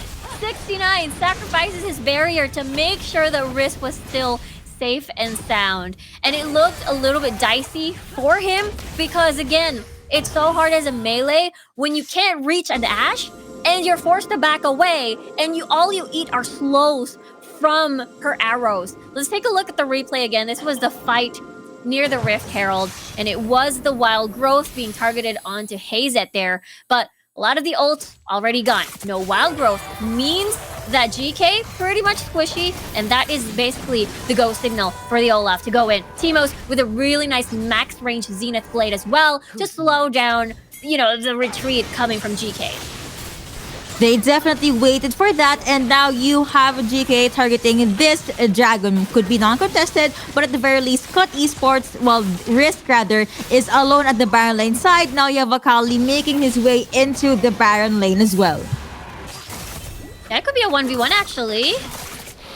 That is going to be Risk being targeted by Xenon. Now you have the perfect execution being popped in there. And he was able to burst down your next, and Xenon being able to win that 1v1. And he could even take the turret. Yeah, he definitely wasn't prepared for that. I mean, in bot lane, Looking at the bot lane though, here comes the possible revenge kill, but Timo's, a lot of slows coming through, but he is A-okay. He was able to survive that one. GK will just fall back. Seraphine as well as Olaf alone here at the mid lane. Already being able to summon Repel to at least try and even things out. Enchanted Kisser Arrow gonna connect onto one, but here comes Timo. So you have the beat up connecting and also the Encore connecting onto one. Now you have this Xin Zhao in the middle of everything. Wild Growth has been committed onto the jungler. That is gonna be Olaf focusing onto Lulu. He is gonna overcommit. Riven being able to get that kill. Now you still have the Repel up and running into the mid lane. Yeah, everybody had different targets there, and it resulted into the scattered 1v1s that we saw in that fight. And, you know, unfortunately, Joe had to eat a crystal arrow to the face and had to basically eat all the damage coming from Sultanos earlier. But at the end, we got to see the Olaf be able to secure another kill as well. So I think on paper, it is pretty much even. I think the biggest question is how they can contain Xenos here, because he is able to solo kill Risk here with no worries, no problems whatsoever. And imagine if the Wild Growth was pretty much focused every time by Tamola on this huge Akali. Xenon had already pretty much picked up this Rabadon, so I feel like this could be a potential threat that Cut Esports has to take into account. The arrow did connect onto one, but now they are going to go with the re-engage. Now you have Ashe at the front line, still going to go and try to kite Risk down, but Risk will be able to walk his way into safety of the mid lane though. You have 3 champions focusing onto the mid lane turret. Cut Esports running this 1-3-1. Will they be able to get that? Of course they will, but will GK do something about this? Of course they will as well. Now you have the Beach connecting onto one, onto two, but that is going to be so much damage being dished out by Xenon being able to get a double kill. Rampage at that, killing spree going over to Hazet, and Cut Esports left to die with their 2 teammates down. 3 rather, teammates down. Oh boy, again, Xenon going to be a huge problem for Cut Esports here. GK is going to have free reign for the next, 5 seconds on the clock. They won't risk it and push for the second tier as the rest of the members of Cut are basically up, alive, and well. There is still 1 tier, 1 tower left, which is on the bottom portion of the map, but it is now almost a 10-minute mark. It means Baron is now going to be spawning soon. And we'll see as GK already pinning the dragon portion of the area. And the biggest question is, by then, if they decide to pursue the dragon as well in a 5v5 scenario, will they be able to deal with Xenon there? They have the stuns from Timus. They have a lot of these AoEs coming from Joe. And the biggest question is, will they be able to isolate and make sure to punish any sort of super aggressive plays coming from this Akali? I see that Death Rush, but Cut Esports no longer going to commit to answer. Yes, they can actually deal with Xenon, but the problem here is once they commit all of these on-point CCs, these skills, the re-engage from GK will be very strong. So it's not sure if it's a pick your poison kind of game for Cut Esports, but I guess they just have to target or at least ration rather their skills properly. Now you have Risk in the front line. Also have GK lurking into the bush area. Xin Zhao focusing onto the Rift Scuttler will still go into the hands of Akali. Maybe Ashe will be safe at the back lines. Void's here gonna connect onto the ADC. Ocean Drake is now up, and we could possibly see GK. I thought they were going to go with the Dragon Dance, but GK made their way up into the Baron. They're going to let the Ocean Drake go. Xenon going to be a very hot target for Cut Esports. He is being boxed in. Will he still make it out of the ally that is maybe a yes? He was saved by the Twilight Shroud, but that means Baron is already being started by GK. Anchor gonna connect onto none actually. No follow-ups there as well. This could be a steal if they want to. Let's see if they'll be able to go to the answer. It's gonna be no. Blue team actually was able to secure that Baron Nashor. Now, after getting the objective, they could just fall back. But here comes Cut Esports. They want to get the kill. They want to go with the pick off. Leona saying goodbye. Ashe being able to get that kill, but she actually risked her life then and there. She gets bursted down by this Olaf. Now you have Risk focusing onto Riven. Riven jumping out. You have the stuns connecting. Flash out as well. Would be enough. The answer is going to be no, because I mean, you have a scary crocodile right behind you. Voiceseeker not going to connect. At the very least, he was able to get the honey fruit. There's so much cooldown. Look at Xenon there. He's going to jump in. Whoa! Okay, wow, that is the burst coming through for Seraphine. Seraphine saying goodbye. It took me a second to digest what actually happened. That was a was 5-point swift. strike. And Yeah. I don't know what happened. Bye, Joe, I guess. It was a very, very. I mean, Xenon is just killing it here on this Akali, and I really love the matchup that we're looking at, the Baron lane matchup that we have. Let's take a look at the Baron replay. Baron fight once more. Sultanos had that wild growth, but unfortunately, it's not enough. Again, an Olaf on Ragnarok is literally unstoppable, and they really had to deal with that. Double kill for him there. Hazet actually bought a lot of time. But Xenon actually gets another kill because the Olaf was pretty much all alone in the jungle of GK over there. And they had to deal with that 1v1. Again, no Ragnarok means that it's going to be susceptible to any sort of CC that can hold and pin him down. Speaking of pinning him down, you have Hazet just eating that beat drop, but he was still able to survive that one. So what happened there was you have the enchanted are already being committed in the earlier parts of the game, and the first one to actually fall down was Olaf. So GK being able to juggle that 4v5, they rotated over to the mid lane to at least clear out the outer turrets. Now they could box risk in. I mean, if you're gonna have 4 champions chasing after you, I'd pray to all of the gods that I know. Now Cut Esports, they could try to go with the engage. Ultimate is now up for Timus, but just in time, GK said, nope, let's not overstay your welcome. Let's go with the recalls, get few more items in, and possibly pick a fight at the mid lane. Yeah, they were able to maximize this Baron buff. They took out the mid lane, and as well as got a bit of other kills here and there. Now let's take a look at the itemization now. Lich Bane completed already for Xenon over here. So he is definitely going to hurt even more. A lot of bursts coming in. And we've seen that before. And Cut pretty much has a very squishy-ish composition, maybe minus Teemos. But at the end of the day, he's able to wiggle around the Crystal Arrow. No! It will connect, and here comes Xenon. Rest, will you be able to survive that SDB? Yes, he was able to use literally all of his resources just to survive that one. Now he is going to be vulnerable should GK try to pick another fight. Baron is going to be up in 17 seconds, but now you have a 6-9 looking for the next possible target. Apparently, no one is near his area. Ragnarok still available for this Olaf, and it looks like Cut Esports now. They were the ones that were on the hunt, but now they're the ones playing it conservatively, and GK is now the one that wants that bloodshed. Yeah, they want some blood for sure. They've got a huge lead, especially to Xenon. I mean, it's not a huge lead on paper. It's just a 1k gold difference. But the kills are funneled onto such a scary player in the hands of a scary champion, which is the Akali. Now we'll have to see how Cut is able to try defend from this attempted push from GK. The 1v1 though, we saw how that went. We saw how Xenon is not able to, or rather Risk is not able to deal with Xenon there on this Akali. So Cut must invest resources, but at the same time, GK has been, you know what? Okay, you're gonna focus on top side, gonna focus on Xenon. We'll focus our 4-man onto the opposite side of the map. And Cut has to take account of that possible maneuver from GK.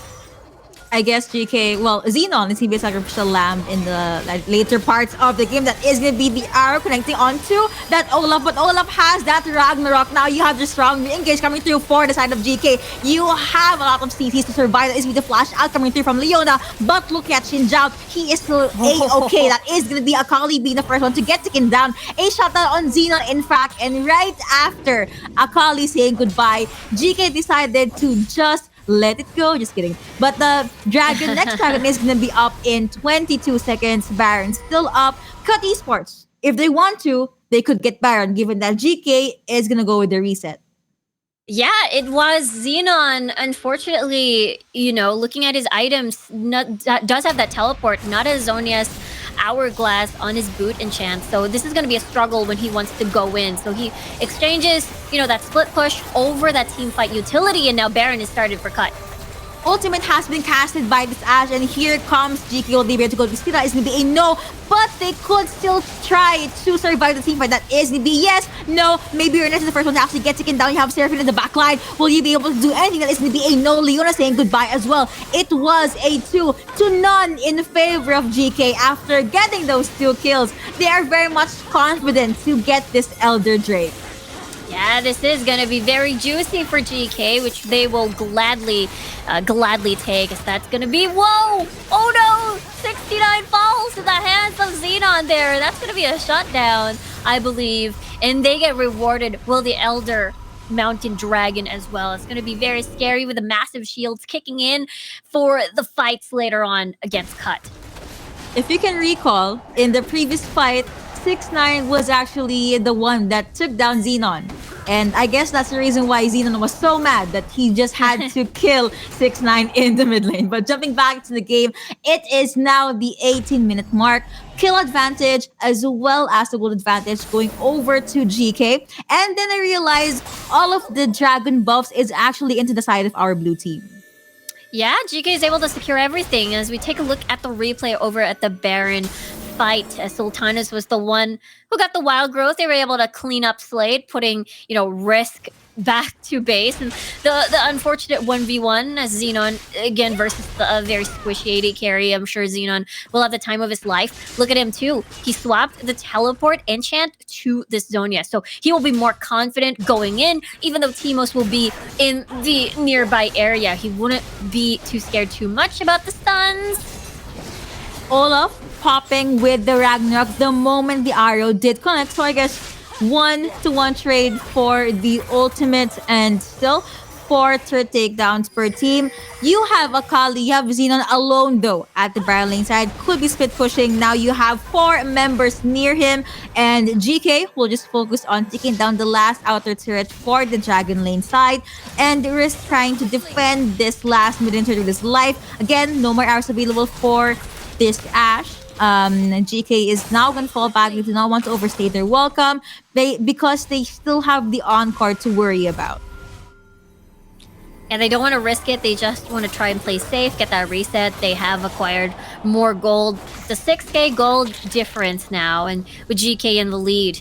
We're seeing a death stance getting picked up by Sultano, so his survivability has increased even more.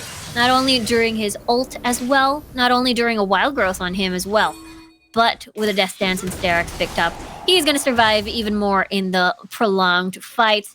So we take a look at more items. Staff of Flowing Water completed. Double QSS, actually, for the side of 69 as well. As Joe is more likely because, again, of the threat of the crystal arrow from far, far, far away here coming from Farak. So better safe than sorry. They want to make sure that they're going to be fine. Because if you get an arrow from far away, Xenon, you bet Xenon is going to be nearby and is going to finish you off. They will mostly commit the arrow into where Xenon is. And let's see if they're going to start to do the initiative, or at least try to pull the trigger. GK being very quiet near the push. Not sure if Cut Esports will be able to take a peek there. You have the undertow for Olaf. And now you have the Void Seeker connecting onto one.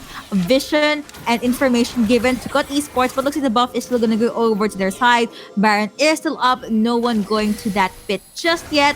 And Cut Esports, they still have quite a minion wave to manage. Yeah, they've mid lane slowly creeping up towards that area. It's very difficult because, Cut does have a lot of deep vision in their own jungle to make sure that GK is not able to secure any of these sneaky kills. But I guess this is the opportunity. Their composition is very strong as 5. Nope. Okay. Nope. Okay, that was a good try for Xin Zhao, but Cut Esports, they're being very careful at this point. Now Xenon is looking for the next possible target. Undertow has been popped by Olaf in there. Risk try to see if someone is hiding at the bush, and while GK is trying to push him back, I thought they were going to commit with the Baron, but you still have a fresh wave of minions pushing into the Dragon lane side of GK. Cut Esports will be very much happy to see another turret falling down. They're gonna go with some of the recalls here and there. And GK, well, Ashe at least, is gonna hold his ground into the mid lane. They decided not to risk it too much because, just as you mentioned, there are minion waves slowly creeping with, the 3 cannon minions just destroying the second tier tower. And this makes GK a little bit uncomfy, I suppose, and they decided to just clear that out.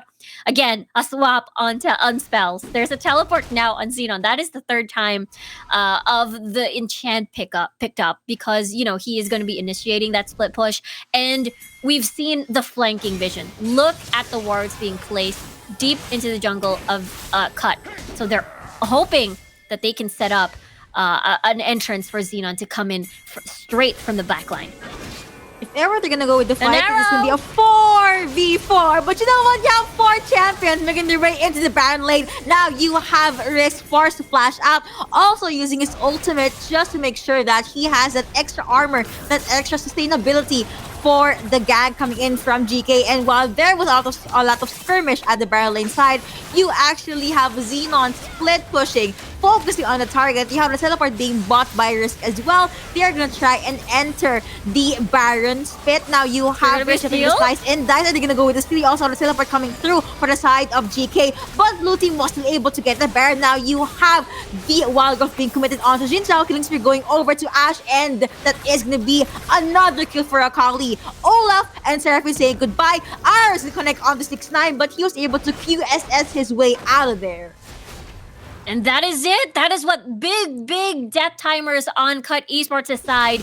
We get to see GK just marching down with the Baron buff as well towards the base of Cut. They are just gonna focus on the Nexus. 6-9, not sure if he will be able to defend that one, but you have a wave of Baron buff minions, and that is gonna be GK being able to win the series 2-1. What a series that we've just witnessed for day number 1.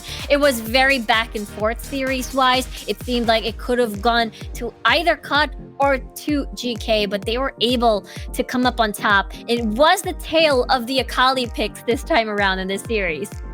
Looks like the win rate for Akali is pretty good for day number 1. Also, I cannot stress this enough. The enchanted crystal arrows being thrown out or sent out by Ashe, it was the perfect initiate. It's global. So wherever you are, there is a possible threat that an arrow is gonna go or gonna jump right at you. And the fact that you have Akali, you have Xenon that could just jump in with Shuriken Strike, a lot of damage for the side of Cut Esports, and it was just too much for them to bear.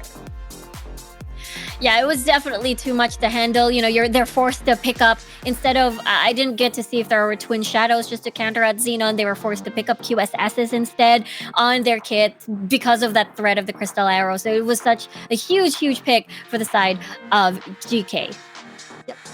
And yeah, if we know that you guys enjoyed that game 3, that last game, so let's take a look into the highlights. I really like this arrow there. The first arrow on the first highlight. Right. This is one of those instances where the encore didn't exactly, land to where Cut wanted it to be at, but it was the patience of this certain skirmish where, okay, everybody else from GK pretty much burned a lot of the key ults. We saw how Forax was pretty much behind on that retreat line, and it was the go signal for the Olaf to activate Ragnarok and just chase people down. But unfortunately, this wasn't enough. It was the arrow, and then the follow-up coming from Xenon and the rest of the squad coming from GK was such a huge threat to the point that, we mentioned this before, buying that QSS was just such a very, it was the go-to for sure because of that threat.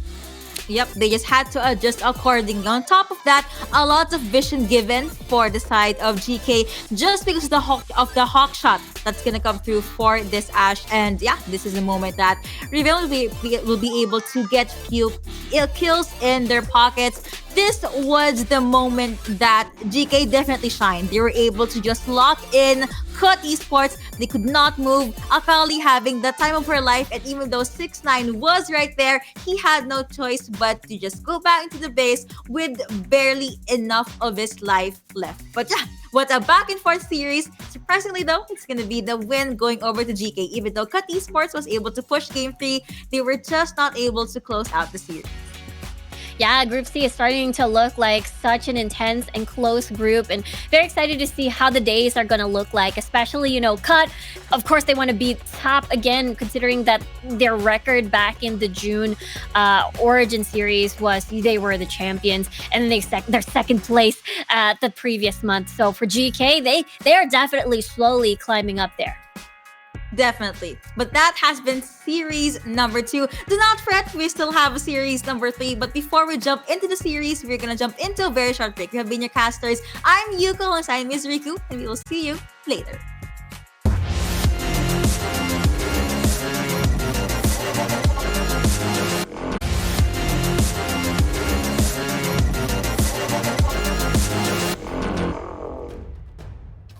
Welcome back, ladies and gentlemen, to the Origin Series. It is the August finals, and I've got millions of flies in my room. It's driving me up the wall, but I am back, and I'm joining Riku for the first time. How you doing? I know, it's very, very exciting to be able to, cast with you for the first time, and as well as, this third series of the night we're having today. Absolutely. They keep whizzing past the camera as well. It's the worst bit. Anyway, let's look at the matches we got today. Let's have a look at the roster. We are going to be looking at We're Future versus Wavy Esports. So it's a German team versus a French team. So it's Juicy Ghost, Kuru, Emperor Duck, and Nico versus Zats, Druid, WLYC. How am I going to say that one fast? Nez and Titi. Yes, chat, is a player called Titi. I know, I can immediately imagine it already. I'm going to have to say that in play-by-play. Fun times ahead. But Riku, pick a bands. We're straight into it. Let's get going. I'm very excited to see how this pick and ban's going to go. We've seen a lot of, Star Akali picks. We've seen how the Lulu was able to shine. We've seen Ashe suddenly pick up in the current meta with the different changes we've seen in the recent patches with, the Crystal Arrow being easily maneuvered, with a Hawkshad being more, with the 5 seconds, you'll be able to see your enemies even more. But look at that, Gragas. It's going to be the first ban coming from Wavy, and Corki will follow through. Yeah, so the Camille being taken out. It's got a standard bans at the moment. Does mean that the Ari might be able to make its way through. We'll see. Well, there's just a lot of jungle focused here in the bans. Yeah, a lot of these flex picks, Gragas, Camille, be able to flex jungle top, even in the mid sometimes. Lee Sin being, again, one of the scariest picks coming from red side, because you pair it up easily with a Renekton, and that can spell disastrous if they get that early lead. So now Renekton being taken out of the table. Akali is open, but this is something. Blue side first pick priority is the Ziggs. We're seeing a lot of wave clear. We're seeing a lot of heavy damage mid to late game. So I'm excited to see how this will turn out.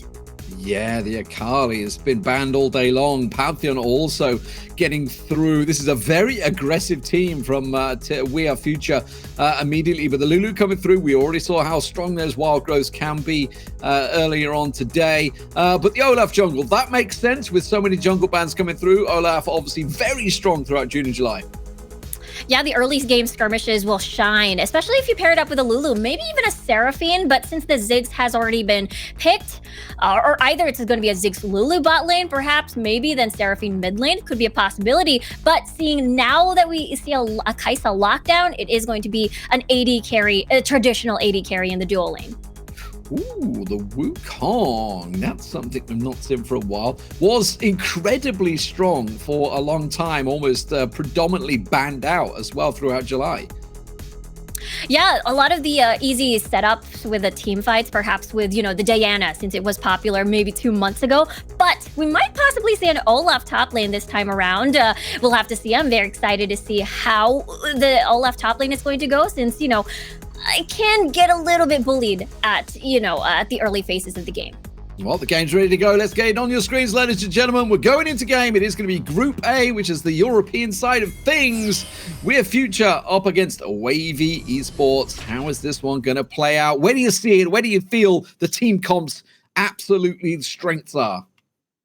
Yeah, for Wavy, I'm seeing this top lane Wukong here. I believe the sustain of the Wukong top lane, solo lane, has been nerfed a little bit by, I believe, 10%, but don't think it would hurt him too much. But we're seeing a little bit of an interesting take here, as we're going to be seeing the standard Olaf jungle. In the meantime, though, it is Ghost here on this Pantheon, so level 5 is going to be the strength of We're the Future here, with, again, semi-global ults coming in, the True Shot Barrage as well into the equation, and the burst, the possible resets coming in from the Darius. I feel this is a potential chalk and cheese mid lane. It's like it can go great for Ziggs or it can go horribly, horribly wrong. Speaking of lane matches, the Wukong struggling already, having to get those honey fruits down him. Obviously, we know that there's going to be very strong Darius.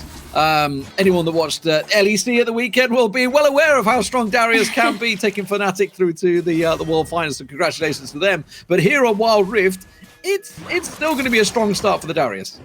Yeah, it's a strong level 1, level 2 as well. With the barrier getting a little bit more defensive, so that means no ignite kill possibly for top side. So we'll see how this Darius is going to keep pushing. Level 3 will be very strong because you have all of your, of course, kit with the apprehend, just reeling in Zaps over here on that Wukong. But we might see a 2v2 actually a top side perhaps, or a 1v1 in this Rift Herald, Rift Scuttler take rather.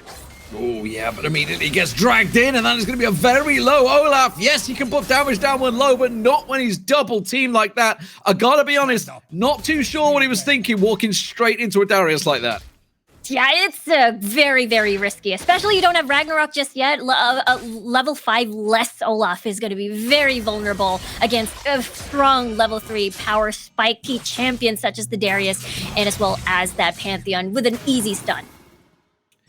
I mean, he just strolled in there. Yes, sure, they got the double flash out for one flash, but honestly, not worth in my opinion. And immediately we're seeing the Pantheon continue and goes putting damage down on the Ziggs in mid and forcing him back. And that's not a great position he wants to be. Oh no, they were setting up for the gank and it just didn't happen. Oh yeah, they were trying to get the death brush in, trying to get the bait. The bait was set, which was the Ziggs. But, you know, Ghost wasn't there to take the whole bite in. And now it's going to be the resets. The level 5s are slowly going to come in as we check out the bot lane as well. Still pretty much stable. That's a very strong, lots of pokes coming in, lots of lots of the heals rather coming from the Nami. So it's going to be a little bit difficult for relatively short-range champions such as, you know, Ness and as well as the Lulu here compared to their matchup. Lulu only just hit 4. Obviously going back, trying to set up that gank and failing. Lost them quite a bit of experience in lane. So very interested to see how that's going to work out with obviously Nico and Emperor just returning after buying, getting all that free experience. So they may well have a level advantage as we reach it. There's the level 5s coming in now. So ults obviously all coming online for just about everyone. That dragon is going to be available shortly as well. Immediate aggression coming straight out. Why not? They've been back to buy and putting that Ezreal under a little bit of punishment. Yeah, knowing that the bubble has missed, that means that's the green light for the dual lane of Wavy to just keep going. And with that, you know, the shields coming in as well as the disengage of Wild Rift is available. So that makes things a little bit braver for the Wavy duo lane. But they have to be careful, though, because there is a semi-global ult lingering around, which is, you know, the Star Call coming from this Pantheon. So that means, you know, Wavy has to take into account, must not overextend too much, or else they might get punished. Oh, that's the frustrating Emperor Duck just being that little annoyance. Everybody back in, actually. A couple back into buy here. Now, Dragon has just spawned up as well, so the Drake available. Obviously, the Rift Herald as well, which could be a possibility, judging by where the current team is going. So certainly, future team looking to go up that way. Yeah, they're starting to compress in the stun. Oh, catching him out. That's not going to be good. And that's the dunk coming through top laner. Sorry, the Lulu already picked off there. Will get caught down. There's going to be the Wukong going off. Going to get on towards the Nami. Meanwhile, Ghost is going to get another there. So the Pantheon working out. He might be able to get a second if he can get the flash. Yes, he can. There's the spear. The Ziggs goes down. And that is decimation with Future with a real lead. Yeah, they got a big bonus with the Rift Herald on the board for them as well. So this is huge. Ghost is, you know, was able to get early game kills as well. So he's going to be a huge problem against Wavy for sure. As we can see what the call is going to be for Wavy. They've decided, okay, we lost the Rift Herald. We lost the fight. Let's just pursue this dragon. Going to go straight for it. The Ezreal is there immediately to respond. The Kali is coming close, but I think they're going to be out of position. As you say, Rift Herald being used for the top lane, so just going to trade that tower down, and that will be the dragon for Wavy, but the top tower is almost certainly sacrificed. Yeah, First Blood Tower is going to go over to Where the Future. And now it is going to be a second charge, actually, because there are no wave clear. That's just a measly Wukong having to fight against 3 members.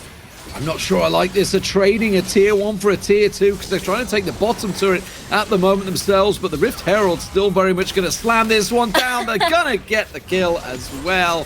So in the end, a kill and the tower. Tier 2 tower, though, that's a big start at just 6 minutes in.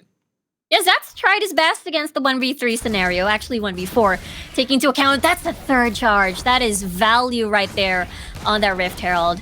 And now FT is able to get a lot of value. Look at the pickups. 2 Proto Belts on the board. So that's what? Proto Belt to a flash? No, Proto Belt to a stun, rather, for Ghost, and as well as Proto Belt to an apprehend. And that's going to be really scary against, Wavy. So this was the initial engage at the Rift Herald way back when. Yeah, this was such a strong engage coming from the side of FTE. They were again, very confident. Again, they got the lead from Ghost and the spear to the face. Unfortunately, Wavy had nowhere to run. It's fight again. He goes straight back into it. That's going to be the Ragnarok popped off. It isn't going to be enough on the back line. He's kind of been left in the lurch there. His team were not with him. The Ziggs Mega Inferno Bomb does come down, but not able to connect. Now the man drop comes in. Nez is kind of separated from his team. He's going to get surrounded here, but there's a lot of low hit point champions in there at the moment. Ghost's going to get away with nothing, or is he? Because they can turn it on. The Ziggs is coming chasing through. Has he got enough? There's the Wukong to come deliver. Should be able to separate. The flash comes through. He's going to pop his ulti. Will be able to catch it out there. And this is cleanup crew for Wavy. Now, the Akali in here, that could be a problem, but it is a 3v1. I've got to assume he's going to back out. No, goes for it. And now the Ziggs, no mana left for the Ziggs. He could get himself a second here, but it's going to be the help in the end coming out from TT working wonders. I thought that was going to be another kill down for Kuro, but it was just too much. It was a 1v3 situation. Ragnarok coming through. It's not going to work out in the end. That's just a little too deep. Yeah, that is definitely too much, and more fights actually as they're able to pick up another kill. That's a double. That's not what you want, especially against a Darius. We know how they can spin out of control and get that resets, get that slams in, and therefore low health targets. You have to watch for your HP bars to not open up for the potential resets for a Darius in play. Whew, right, let's take a breather. Let's just calm down. Let's see what's going on. It's a pretty long fight, this one. Yeah, coming from a replay and then another fight, FT is just out for blood here. I mean, the confidence came from they were able to get a pick off. They were able to get Druid off right away. So it was a 4v5 situation. Actually, a 3v3 situation as Akali was just, coming from base. But they were in too deep. They got too much tower hits off of that fight. Basically, just as you mentioned, D-Man, it was cleanup crew with just a lot of range, just a lot of pokes, and just a lot of chase potential as well. With Zats just waiting from the sideline to get that Cyclone in, Kuro was able to get an extra kill over here at least before he's able to fall. Yeah, it just felt like they'd given Zats just too much time around the tower. Not Zat, sorry, Nez, sorry, the carry. I'm used to them being in the lineup position. It's thrown me completely. But yeah, Nez given too much time there. And was able to obviously use that tower to his advantage. They weren't able to get on him and got the damage down. Speaking of towers, a lot of damage being done on this middle turret. Drake now spawning the Inferno in just 1 second. This is almost certainly going to trigger another fight. Yeah, for sure. We'll see who will land the first blow, is able to catch them. But the thing is, for FTE, they have a lot of tools to start the fight. You've got Apprehend, you've got the stun coming from Ghost, and the bubble as well. But if they prolong, another fight. No, they do prolong. The wild growth has already been used as well, so not ideal. And Nez was taking a heck of a lot of damage from Emperor Duck on the side there. I feel they can't really get too involved in this one. You can see just how aggressive and confident Emperor Duck is being on that at Ezreal. Yeah, he's just solo manning this behind of the dragon pick as he circles around. Are they going to try and engage for it? Yes, he is. He's going to go around the side there because the Akali going diving does get Nez down. Can he manage to finish off WLYC? No. Survives, but it doesn't matter. Ghost is there to support, and Zats now is in all sorts of trouble. He's going to go down. That is a team ace. Absolutely dominated. I got to be honest, it's a fight that Wavy should never have taken. Yeah, they were a little bit scattered there, and FTE had the better positioning. They were able to isolate targets one by one. They were able to clean up, and it was such a clean ace with only Kuro being the casualty. Not only do they get the Infernal Drake, actually it was Wavy who's able to secure the Infernal Drake, so FTE will gladly take the kills, the gold, and maybe an extra kill. Yeah, maybe. He just gets away with it there. Nez taken very low. Wild Growth already used in sort of panic mode by TT there just to keep him alive. Meanwhile, down the bottom, they've just stayed a little too long to push these towers. I think he got that tier 2 turret down, though, so I would say worth.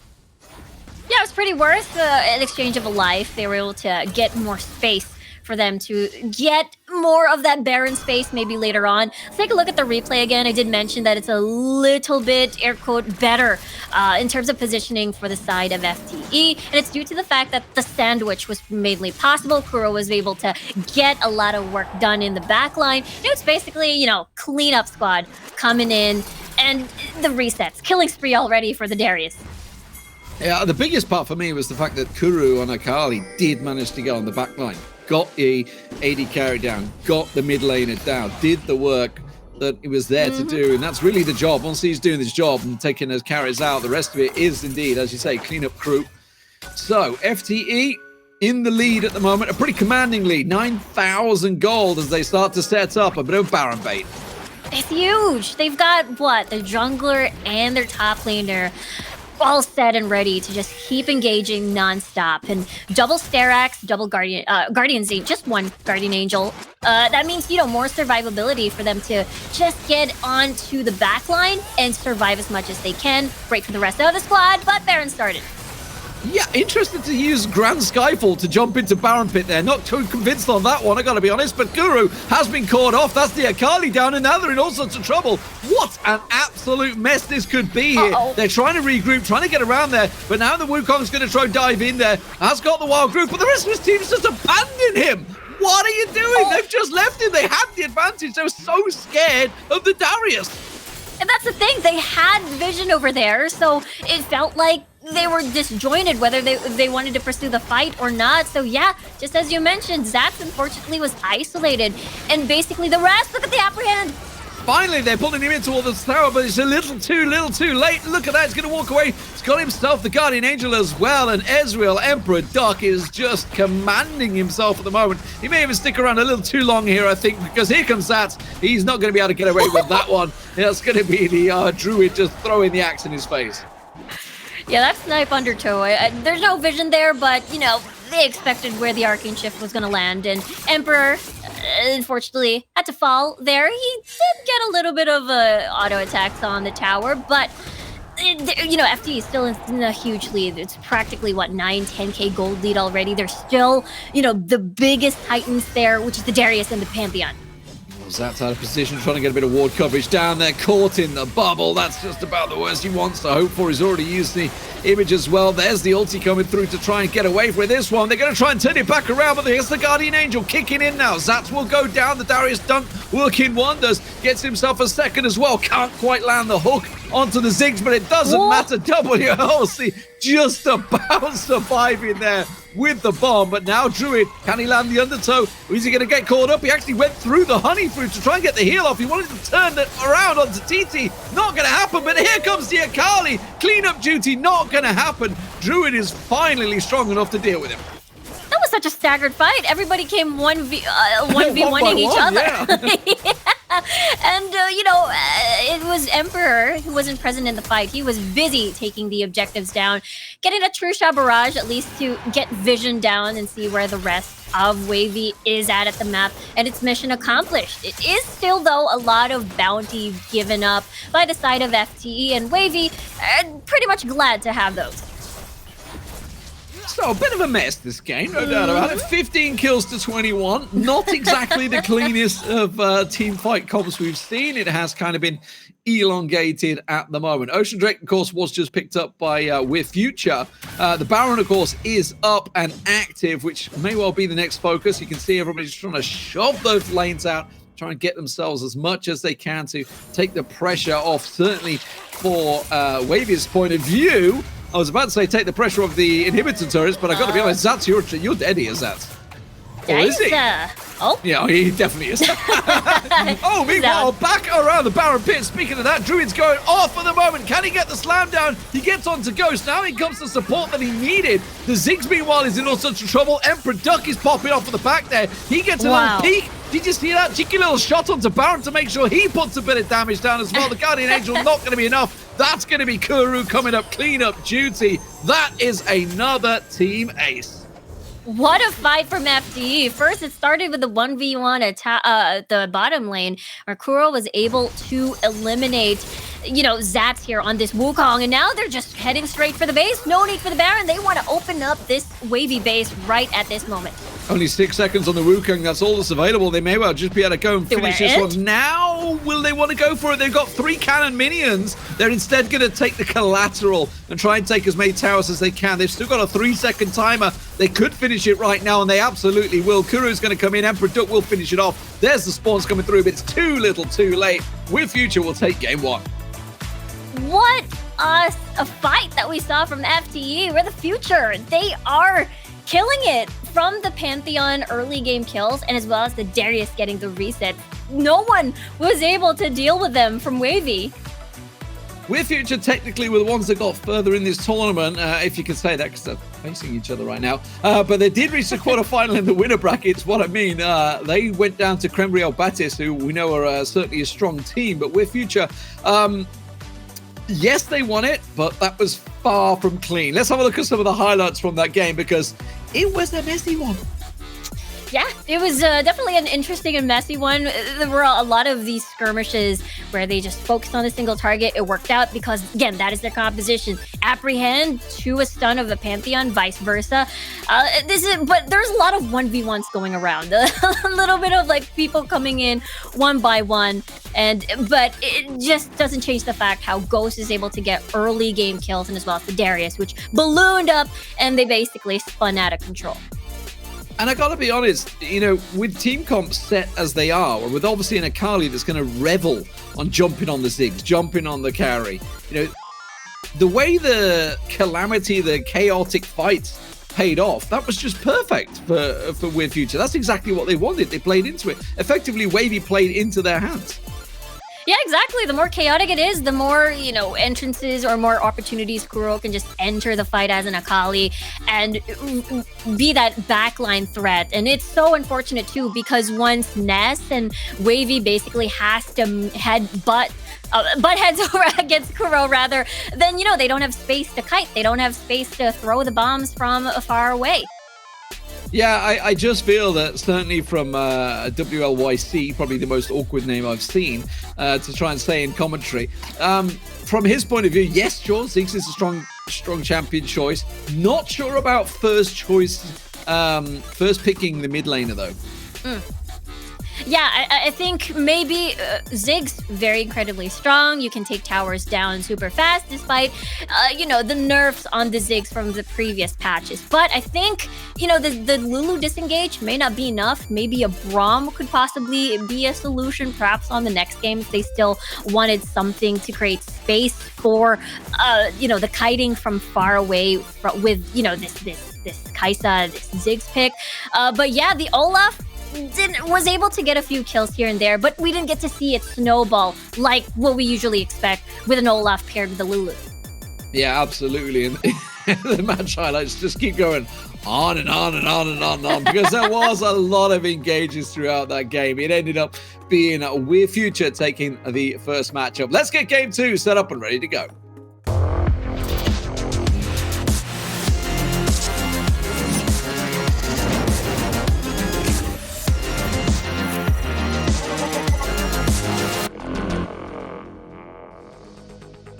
So here are the team lineups, of course. With Future, Juzzy Ghost, Kuru, Emperor Duck, and Nico. For Wavy, it is Zats, Druid, WLYC, Nez, and TT in there. So Juzzy is the name that I was trying to figure out who was on the Darius. Now I know. Carrying those, well, I think it was Chinese characters he had in his name, right? Yeah. Yeah. I couldn't tell whether it was Chinese or Korean, but I'm pretty sure it's Chinese. You're right. And the Darius, I feel like we could see possibly the Darius pick again in the Pantheon. Maybe even a Twisted Fate. A Twisted Fate has been one of the common matchups to the Ziggs, I suppose, when we look back last month. So maybe we get to see that in the next game number 2. Well, let's get pick and bans on your screen as they are ready to go already. These teams chomping at the bit here in Group A. So FTE now obviously over on the blue side. That is with Future, the current winners, of course. It is Chinese characters confirmed there by the admin. Thank you very much to confirm that. So Zuri, I need to remember that one. Corky Band coming through. A Ziggs band from Wavy? I'm not sure on that. Yeah, they're respecting the first pick blue side Ziggs most likely, and maybe they don't have an answer and not confident just yet. But Renekton being the second ban over here, maybe a Lee Sin will follow suit. But usually if you ban out the Renekton or the Lee Sin, it's either or, as they're gonna let that through. Xin Zhao, again, very popular in the Origin series. Sometimes it'd be flex at top side, sometimes most likely in the jungle, but we'll see what FT is gonna pick up first. Yeah, so the Camille, other than the Ziggs being, I was about to say, being the pick, they have left Akali open once again. And we're Future is saying, thank you very much, we'll take it again. This time, though, it looks like Wavy are going with that more tanky approach, getting that Galio in there, trying to mitigate what the Akali can do. Yeah, they're trying to get soft counters against assassins because you get the taunt in. I'm not going to be surprised if they lock in a Braum as well. So easy stuns, easy taunts to very aggressive compositions such as this. So now Lulu now being picked up as well alongside with the Olaf. So disengage and they get to pick Eeny, Meeny, Mighty Mo, which Wild Growth is going to be, selected, either the Akali or the Olaf. I feel like from Wavy's point of view, they're going to say, yeah, I was about to say they're going to go for the Vayne just to get everything in there, tank as much as you can, and try and set the Vayne up. For We're Future, you can see what they want to do. They want to carry on where they just have to. They want that chaos. They want to revel in it. And there's the Ezreal and Jarvan. Yeah, I'm curious to see what the support is going to be. And now the question has been answered. It is going to be a Nami. So this combo looks really good because you have the heals, the movement speed, the big bubble setup into a condemned. So I feel like, this dual lane is definitely much stronger compared to the previous one in game number 1. Well, let's get the game underway, ladies and gentlemen. Game 2, ready to go. We're very interested to see how this one is going to play out. It is going to be with Future, the German team, as the blue side versus Wavy, the French team, on the red side. Now let's see if there's going to be the usual. Get the mid lane priority, but looking at the movement of the map, it seems to me that they're looking to just plant deep vision and see where the rest are going to be. And look at that. It's going to be a bit of a standard start. No one lingering in the mid lane just to get, early mid clear, early experience, I suppose, towards the dual lane or towards the top side. Yeah, Kuru, obviously, we saw how strong he was, and yes, he could bully out at Ziggs, but this time against the Galio, he will find himself a bit of a tougher opposition, and with Druid on the Pantheon very close by, Kuru just giving the vision, knowing the jungle path so that the Olaf can set himself up, whether Ghost wants to maybe try and go for some counter and bait. It's going to be very tough for sure, because this is such a strong and aggressive jungle and mid duo, both semi-global ults, and a lot of stun lock and layering of CC involved, so Kuro definitely must be careful in that lane. Absolutely. Meanwhile, top lane is obviously the good old classic, I guess you could say, the Demacia classic of Jarvan the Fall. Oh, hello, what's going on in the mid lane? That's going to be Olaf coming through. We were talking about counter jungle chances. Ghost comes through, helps out. It was Druid and WLYC that was trying to set things up, but the Galio, not the quickest, that's for sure. Yeah, it's a skirmish king here on the Olaf, so they were pretty confident, just as you mentioned, on the counter ganks over in the mid lane. They were able to win that, bagging that first blood. We'll see what Wavy decides to do this time around, because, again, looking at top side, it is going to be, you mentioned, the classic Demacian matchup, but it's a Garen. It is a big neutralizer, I suppose. You get that silence in. It's perfect for assassins because Kuro will go in, you'll get silence to the face, means you have no escape. It's great to see, I think, a Jarvan being used as a top lane, because for a long time, Jarvan was basically, it began his life when it first came out many years ago as the top laner, and then sort of got, yeah, you're the jungler now, and that was it, because other top laners came through, and of course, it's great to see how it's going to work out. He's got Ignite, so he's just committed to it. Speaking of committed to it, Wavy just getting a little aggressive in the mid lane, and exactly what I was thinking. This one's that he's just bored. He's just out of the turret. Yeah, I mean, he had that HP advantage as well. A dive could happen. Oh, dive bomb coming through, and it's going to be the Jarvan the fourth. Yeah, use your ulti to get back out of it, stun. Otherwise, those tower hits are going to come through. So, Jury just getting a little aggressive with Ghost. It's really hard because, Zat is carrying a barrier and as well as a flash. So now that is out. They could take 2 on the gank or in the tower dive. But take note, Druid is nearby. So the counter gank is going to be available for them. But yeah, going back to just as you mentioned earlier on the Jarvan, a little bit of throwback, even carrying the electrocute as well. So more damage on the board. We'll have to see how that pans out in the later stages now that everybody is level 5. Yeah, Nez just being a little overconfident. I feel obviously the Vayne takes a little while to get going here. Dodges the True Shot Barrage nicely. But Emperor Duck, we saw how aggressive and confident he can be on the Ezreal. I feel that maybe they've let him go on a comfort champion here. Yeah, he has been scary in game number 1. I'm sure the setups later on, once he is able to get that Muramana fully stacked, that 2-item power spike. I mean, that was an obvious bait, but Kuru may actually get taken down. He gets into the shroud and will be able to dash away. The aggression comes through. Oh, and he gets sniped out nicely there by WRYC. My God, that's going to feel good after getting dominated by that Akali in the last game. Yeah, and then they get another bonus kill as well as, unfortunately, Jarvan was trying to walk to the mid lane, but took the dangerous way there. Now Wavy is able to get another extra kill on the board. They're not going to let them. They're not going to let them have this. They're coming. They're coming straight down, so they're going to pick up the Rift Herald, and they can quite easily leave the 2 there. But look at this down at the Dragon. Oh, no, he's already picked it up, so they were too late. Yes, and that was so close. That was too close, actually. So close.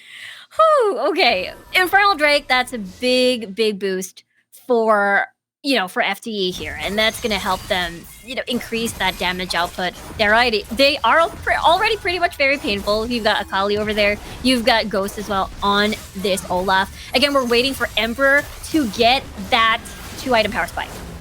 Here comes the man drop straight in there, and here comes the support as well. The Galio jumping on top, should be able to get the slam down, and he will do. Bubble. That takes down the Lulu. Now the double bubble, but is it enough to try and keep them at bay? No, Kuru's going to be the focus target. There's the jump, there's the stun, and that is a dead Akali. I smell a game 3. This is incredibly close so far compared to game number 1. And Wavy has been adjusting to the movement that FTE has been doing so far. And it's going to be Emperor, going to try to linger around maybe a little bit too dangerous because that's going to be an easy stun. Get the stun in from the Pantheon and then followed by a bubble. But they're still able to, rescue this tower at least. So Nez just going to back away. Everybody go back. Everybody spend your well-earned cash. Still very tight. I mean, while you say it may be a game 3, it is still within 1,000 gold between the two teams. Very aggressive game in game 1. I would say more muted, but we are only 6 minutes in so far. Yeah, it's a little bit air quote mellow compared to game number 1. Like after a replay is ending, there's a fight, maybe potentially like this, but the junglers aren't nearby. But as we can see, Ghost is actually trying to steal the blue buff, but is successful actually. Yeah, did steal it away, and now he realizes his team's going to be able to take down that tower, so Emperor Duck's going to come in support. Nez is going to be the focus target. The Undertow does go down, and there is the dunk, and that is a dead Nez. And now, with the Rift Herald being used in the top turret as well, but it's going to get countered in there. Kuru comes in. That's going to lock one down. Zatz is going to be able to get away, but is it going to be enough? No! He went for the Demacia and got caught out by Kuru. Oh no, yeah, that damage unfortunately will not be enough with the Damash Injustice coming in. And for Kuro, We'll be happy about that. Look at that. Already, 2 kills on the board for him. Looking to get his second item, which is the Rabadon's most likely. So his burst is going to be even more bursty later on. We'll see if they get this tower down as they open up the map even more. Wavy moving close towards topside. All right, let's have a look. So this was, from their point of view, they were like, oh, this is easy. And then it just went horribly wrong. I guess they did. They had no coverage that I can see. Yeah, there's 0 wards. And if you look at the map, there's 0 ward coverage there. Meanwhile, we come back in, and Kuro is down, but did just buy a death cap on the back in base. I think Zap was able to get revenge. There's only 1 kill on the board for him. Who's able to take down Kuro over there on the Akali. That means they could possibly take down topside tower. But in exchange of the mid lane, well, it's going to be a 1-for-1, I think, in the end there. There's the True Shot Barrage coming through, but the mid-turret tier 1 did go down as well. So while this all keeps happening, yes, Wavy are getting involved and enjoying the fights, Emperor Duck keeps taking down turrets. Yeah, he has been doing this since, game number 1, while the rest of the 4-man... Okay, turning that around. That's a little aggressive. Yeah, I can say he's going to have to get away from this one, but maybe he's got the safety net to come in here. Nico is there, but I don't think he's going to be able to get away from this one. Overconfidence, maybe kicking it for Duck. Yeah, he was, very just wanting to get the True Shot barrages down, or maybe the Mystic shots, but there were a couple of members from Wavy over there nearby to punish that aggressive potential play, I suppose. But yeah, let's see if QSS will be picked up later on by Emperor, because, there's just a lot of stuns on the board that will basically punish any sort of aggressive arcane shifts in.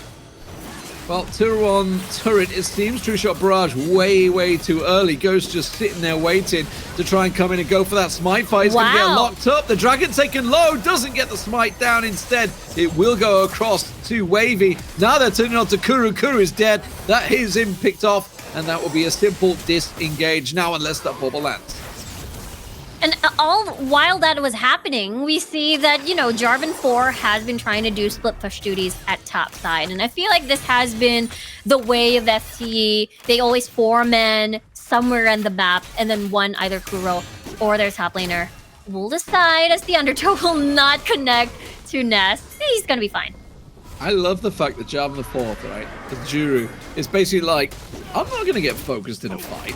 They're going for Duck. They're going for Kuru. I'm just going to go full damage. I'm just going to get straight in there. Ghost was going to get picked off. The rest of the team comes in. There's Juru. There he goes. There's the jump. That's what he wants. And remember, all of that damage he has bought. But look at Druid on the back line. So low. Nobody's able to finish him off. Duck finally arrives. One decent True Shot barrage could have took them all out there, but he doesn't have it available. Kuro, it might be a little bit too late to the party for cleanup, but it is just Wavy being very careful, knowing the fact that anything can happen. True Shot Barrage can finish low health targets on their side. Or maybe Kuro can set up a flank later on. So this is a good call coming from Wavy. The game is still incredibly close. Just a little bit of gold. Oh, wait, they're baiting. Here comes Kuro as well. Duck was on the full bait there, and that has completely caught out WMBC on the Galio. Complete bait. Just the bait successful. Meanwhile, mid lane, this could be another fight. Now, Kuro and Duck are coming. Are they going to be a little bit late? Juru taking very low, but he's going to be able to survive that one. Not going to quite be enough. And now here comes the carries. Nico having to get away from this one. It's a little bit messy, there's no doubt about it. They do manage to catch off the AD carry, and now they can see cleanup duty coming through. Druid goes in, but he's committed too deep. Duck will be able to finish this one off, no doubt about it. Ghost is going to get the Undertow down, and that will finish off the jungler as well. So a 3-for-1 in the end. A 3-man down means that FTE can possibly focus on getting the Baron. There is a lot of relatively long death timers on the board, as the rest of FTE already commencing this juicy target. Ghost! Caught out! WLYC, that's about the best start it can go when your jungler goes down so easily. That is your smite gone. Juru goes in, commits, tries to use that ultimate, but it's not going to be enough. WLYC will disengage. Job done. That is, that is quite unfortunate. It was just a big chunk of damage coming from WLYC over there. I mean, he is pretty painful, having that Rabadon, having a lot of magic items on the board. Look at Kuro, so close. Oh, Zats is going to get sniped down. Surely no. Here comes the man drop coming through. Is it going to be enough? The Grand Skyfall from Druid is close. Zats still going in with that Garen. That's just how tanky Garen can be. Just walks away, heals himself back up there. If only they had something to finish off. Emperor Duck is back here. Ghost is back. Tower safe. And there's so many low health targets over there. I feel like if Ghost was in that equation, could have ended in a different story. But Wavy, no, they're fighting back as we get to see, though, a 4K gold lead on FTE side with Infernal Drake still on the board. 30 seconds for the next dragon to spawn. We might see another fight. We've been seeing a lot of fights in this game. Well, here's the replay. So the wave catching both of them there as well.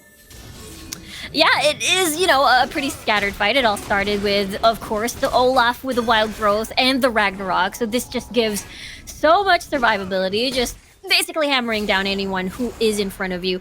And this gave them the confidence. Okay, 3 members down, no jungler, big death timers. Boom! Dead from the Baron assist and as well as WLYC's damage as the Galio. Now this could be a next fight on the Dragon as the Air Drake has spawned.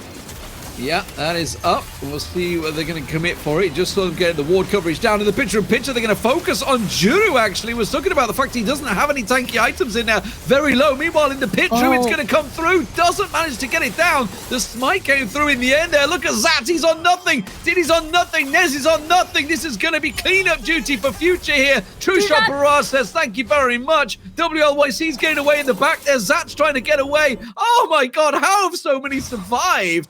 It is a 3 for 2 in the end. The Dragon actually went over to Wavy, though.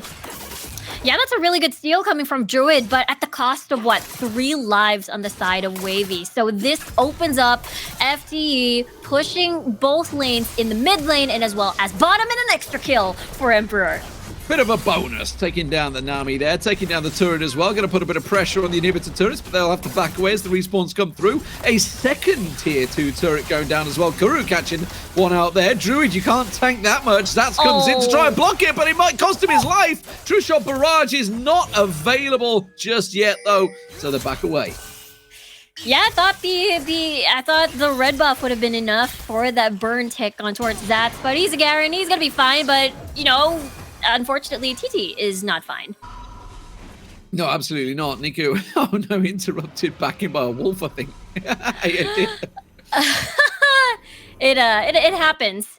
And now Wavy's trying to scout the area to see whether or not FD is going to pursue this Baron. But look at top side, though. Oh, Emperor Duck, that's the carry getting caught out. That's a big loss for We're Future. To lose the AD carry Emperor Duck. They have got the rest of the team here. Let's see if they can try and turn it around. Not worth fighting for that Scuttle Crowd, but they did try and catch it. The wave doesn't catch anyone, though, from Wavy. And they're going to turn a burn on towards this Baron with the AD carry of Emperor Duck down. That is a big loss. They're going to turn. They're going to go for Ghost. That's one they want. Zuri caught out. He gets flag and drag. He actually caught all 5 members, but will pop. He has no tank ability. Simply tried to lock the rest of the team up, and this is now just cleanup duty maybe for them. They have to just delay this Baron, though. They're not strong enough to take it. Oh, Kuru going in, going to go through. There goes Gold. Has he got enough to try and dive on them? He's just biting enough time for Ghost to come through, but they can't get the damage down. Teleport? Kuru easily focused. Now, Emperor Duck is back. He's back? Back on his feet. It's been such a long fight. He had a 30-second death timer. 4 members getting caught by the True Shot Barrage, all taken so low. It's delayed Baron. It's done the job, and he's still going in. Now they're going to pile onto him. He tries to get the damage down. He may well just do that. Gets one. He trades off with Kuru. Kuru getting picked off. Sorry, Ghost going down. Now he wants to get more damage down. My God, how is this kill still going? What just happened? Yeah, FDE basically bought so much time to the point that Emperor but Teleport Enchant joined the fight, is able to get, what, 1 kill off of that really long skirmish. And Wavy, you know, they are unable to get the Baron. I mean, I'm going to let you take this one. I've gone and talked long enough. Yeah, it's all started again. It's all about buying time. That was the mission of this game. And Kuro diving in, very confident. He had Zhonya's, he had Barrier. That is the reason why. The threat of the Garen Silence was pretty much still there, or at least the Shroud was there to protect him. But Someone wasn't protected though. It was the silence. Ghost was able to, fall down from that fight. But Emperor, at the end of the day, 624, the biggest member of FTE. He has a lot of items already. Steriled his blade, and another fight. Yeah, they're going straight in. They're going to try and catch on. And True Shot Barrage not really catching too many here. Duck is still not available. Now he's about to join the fight, so the damage will come down. He's got 16,000 gold spent on items, and he's the man that can turn this fight around in their favor. We'll be able to get the one down. WLC goes gold, but won't get away with that one. Now TT, the next focus target, should be able to get the shift in there. But look at Druid start around the side. The stun comes in. The bubble not quite catching. That could have definitely been the pickup kill in the meanwhile. But meanwhile, he does get himself the Nami down. Everybody else will disengage. 3-4-2. That's crazy. Emperor was able to, tag team with Nico on this Lulu.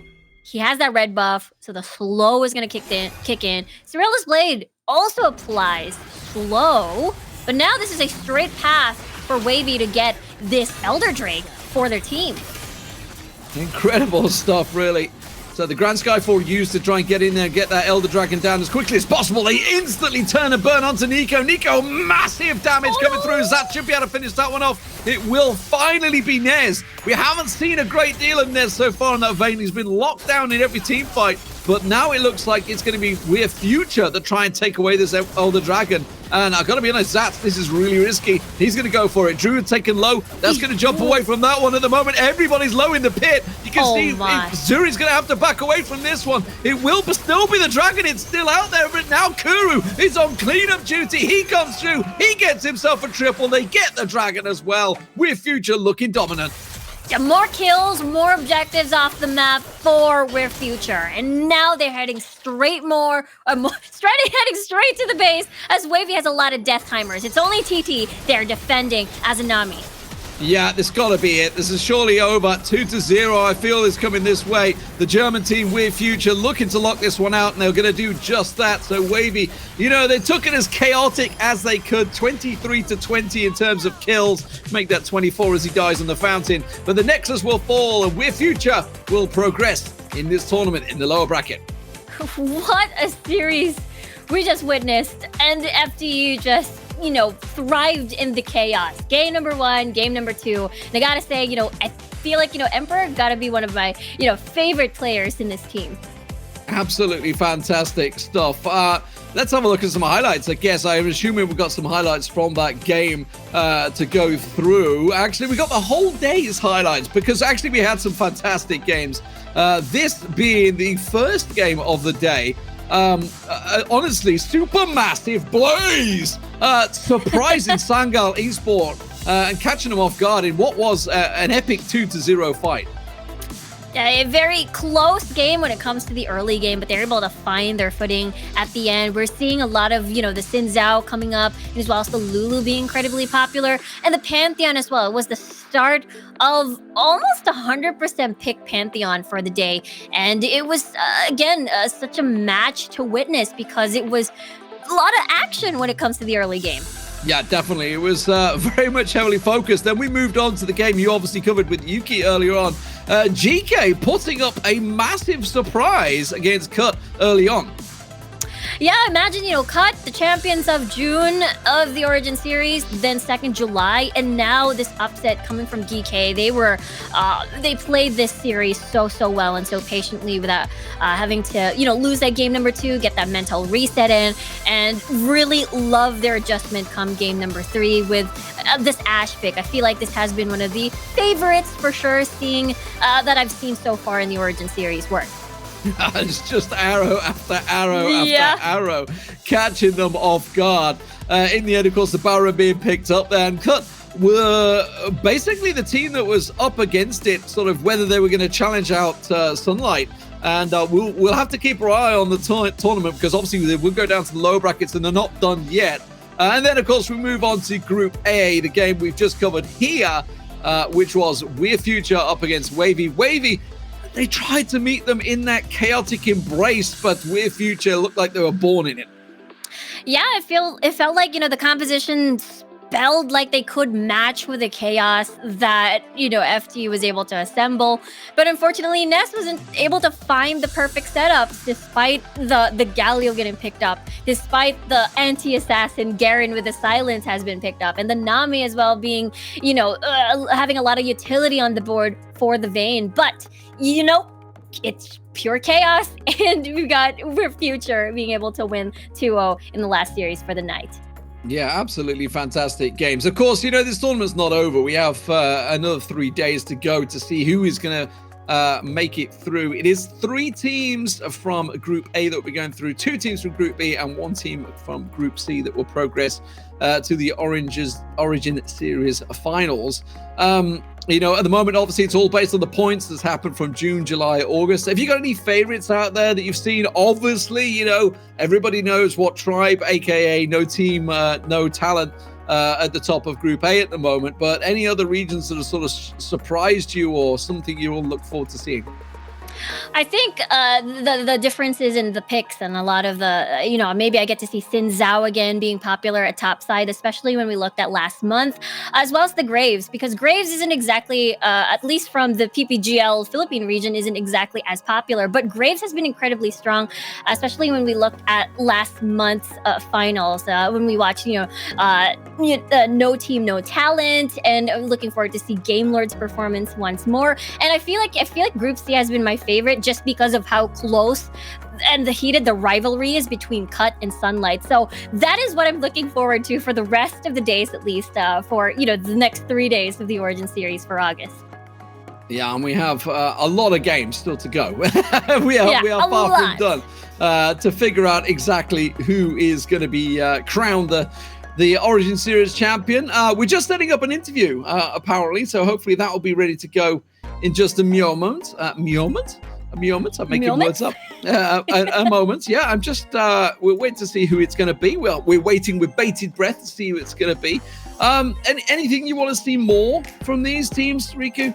Like, what are you seeing over in Asia, in the teams that are performing very well over there? What are you seeing that you expect to see maybe progress into the Europe and MENA regions?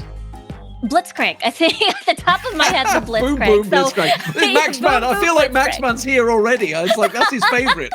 Oh dear. Yeah, Blitzcrank has been it has been picked only like twice by one team, and the buff coming from Blitzcrank in the current patch feels like it could possibly open up opportunities of strong early roams and as well as early picks and just snowball maybe another alternative to a Leona perhaps. So maybe we get to see a Blitzcrank in the Origin series. Yeah, I can only hope. Let's get an interview on your screen. So who are we going to have here? I believe it's Lonely Kid. That's joining us. How you doing, buddy? Congratulations, by the way. Fantastic game earlier on against Sangal. Thank you. So, how's this turnaround come about? Because obviously this is the furthest you progressed so far within the tournament. Well, obviously taking down Sangal. Sangal themselves obviously took on teams, but I want to mention, because a game that we didn't see on stream, you guys beat Unicorns of Love. Yeah, they won the 2 Origin series, but we win against them. Absolutely incredible. So that sets you up for a match versus Footballist, right, tomorrow? Yeah, we are gonna face against Footballist tomorrow. We beat them in early phase of the Origin series. We're ready to match. So what do you feel that you've done this month that's made you do so well? I think we are a surprise team. We can beat every team we want. That we just have to our day. It's been a good day. I think that's safe to say. It's a good day for us. Yeah, for sure. I'm curious though. I mean, it has been a month. How do you think 2.3 and 2.3A has affected the team?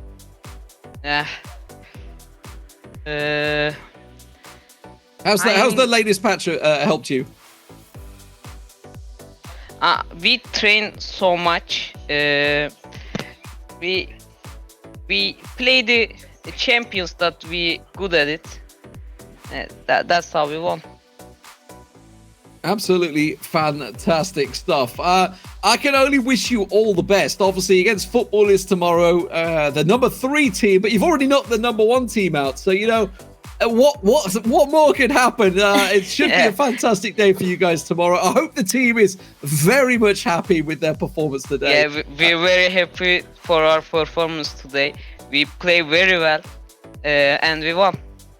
Absolutely fantastic. Great to see Turkish teams delivering and performing so well. It's always been a hotbed for esports. I wish you all the best for tomorrow. Thank you. We do our best in tomorrow. Absolutely brilliant. Thank you. Okay, well, I think that's that almost wraps up today, Riku. What a fantastic day! Some big surprises coming through, and I want to remind you guys, because obviously we have some big games that have happened throughout the day. We can only show so many on the stream. The big one for me is that Sunlight are out from Group C. Sunlight, the number 1 team, is out. Now, there's only one place in that group, which means if Cut can make it, because they've got through a little bit further, I think they were about 16 points behind. I think if they maybe win one more game, they're through. Let's have a look at the brackets, because it's been a pretty crazy game overall. Absolutely bonkers day. No team, no talent. As you can see, playing Cream Real Betis tomorrow. Game Lord versus Team Queso tomorrow as well. So expected teams, I think, in the upper bracket for Group A, Riku. Yeah, I feel like, when we look back at June and July, these were basically the top 4 teams that we constantly saw. And, you mentioned we expected, we also saw, We're Future's performance. Looking forward to see them maybe climb towards the upper bracket, perhaps from their, chaotic performance. But it really worked. And it's just such a very, very interesting game to watch. Interested to see where Singularity can push forward through to. Obviously, had success in the past as well. Over in Group B, some very interesting games. As we just saw, Supermassive Blaze there beating out Unicorns of Love. Unicorns of Love have won both June and July so far. Big surprise by them getting caught out by Supermassive Blaze, who've had, as we just heard from Lonely Kid there, a fantastic day. And I think that proves it. Now, for Footballists, they are the only team that could really catch Unicorns of Love along with Na'Vi. And as you can see, Na'Vi falling to Footballists 0-2 as well. So both Unicorns of Love and Na'Vi in the lower bracket. Let's have a look at that lower bracket because this is massive. They're going to face each other in the lower bracket. That's incredible because 2 teams will progress from Group B. Unicorns of Love, Na'Vi in that position, but Footballists might nick it from one of them. Yeah, it's going to be an early spicy matchup for sure. I feel like, Group B has been one of the most sporadic groups out of the 3 when we take into account the results of June. It has been Unicorns of Love, just as you mentioned, has been constantly at top. But the top 3, the top 2nd to 4th place has been 3 completely different teams. So I'm excited to see how this, mix is going to happen with the lower bracket results, with Supermassive defeating Unicorns of Love, now looking at them at the bottom bracket. Absolutely fantastic stuff. Let's have a look over at Group C as well, finally, to wrap things up here. As I was saying, I'm blown away. Sunlight knocked out already. Cut, of course, we saw GK versus Cut earlier. That was a bit of a surprise for us as well. But the fact that Sunlight lost to Team Occupy, for me, Riku, this signifies that obviously now we're 3 months into the Origin series, that teams are starting to pick up, more and more players coming into the game, and more teams starting to learn how to play as a team. Yeah, we're starting to possibly see new kings of top 2, perhaps new champions from Group C, because again, just as you mentioned, it has been a constant fight between Sunlight and Cut, with, a 2nd and 3rd like GK, maybe off meta, having to fight for that top 2 spot. But it's now a different story. We're seeing upsets in Group C, and I'm excited to see more in the upcoming days. Absolutely. Obviously, let's have a quick look at the lower bracket just to confirm exactly how that all worked out. And you can see Sunlight They actually lost to Wick 47, if I'm not mistaken. I think they've already lost. Yes, they have. They lost 2-1 to Wick 47, and Cut won 2-0 against Bunch of Wolves. So it does mean that Cut are playing Wick 47 tomorrow. So that was obviously the final game that just happened a moment ago. What a day it has been, Rico. Fantastic stuff overall. What are your takeaways? What are your takeaways from today? What are you hoping to see tomorrow? Well, all I'll have to say about today is that it felt like as the night was going, it felt like it got more, like blood were boiling. It got more chaotic, and I love it. I want to see more of those tomorrow. A lot of, maybe more picks we haven't seen before this August, perhaps. And yeah, I'm looking forward to a lot of spicy picks as well. Absolutely. Spicy picks, spicy teams, some massive games that'll all be happening tomorrow. Join us in the same place, same time. 5:30, we'll be kicking things off. We'll see you then. Have a good night. Get yourself refreshed and maybe get a couple of league games in. Why not? See you soon.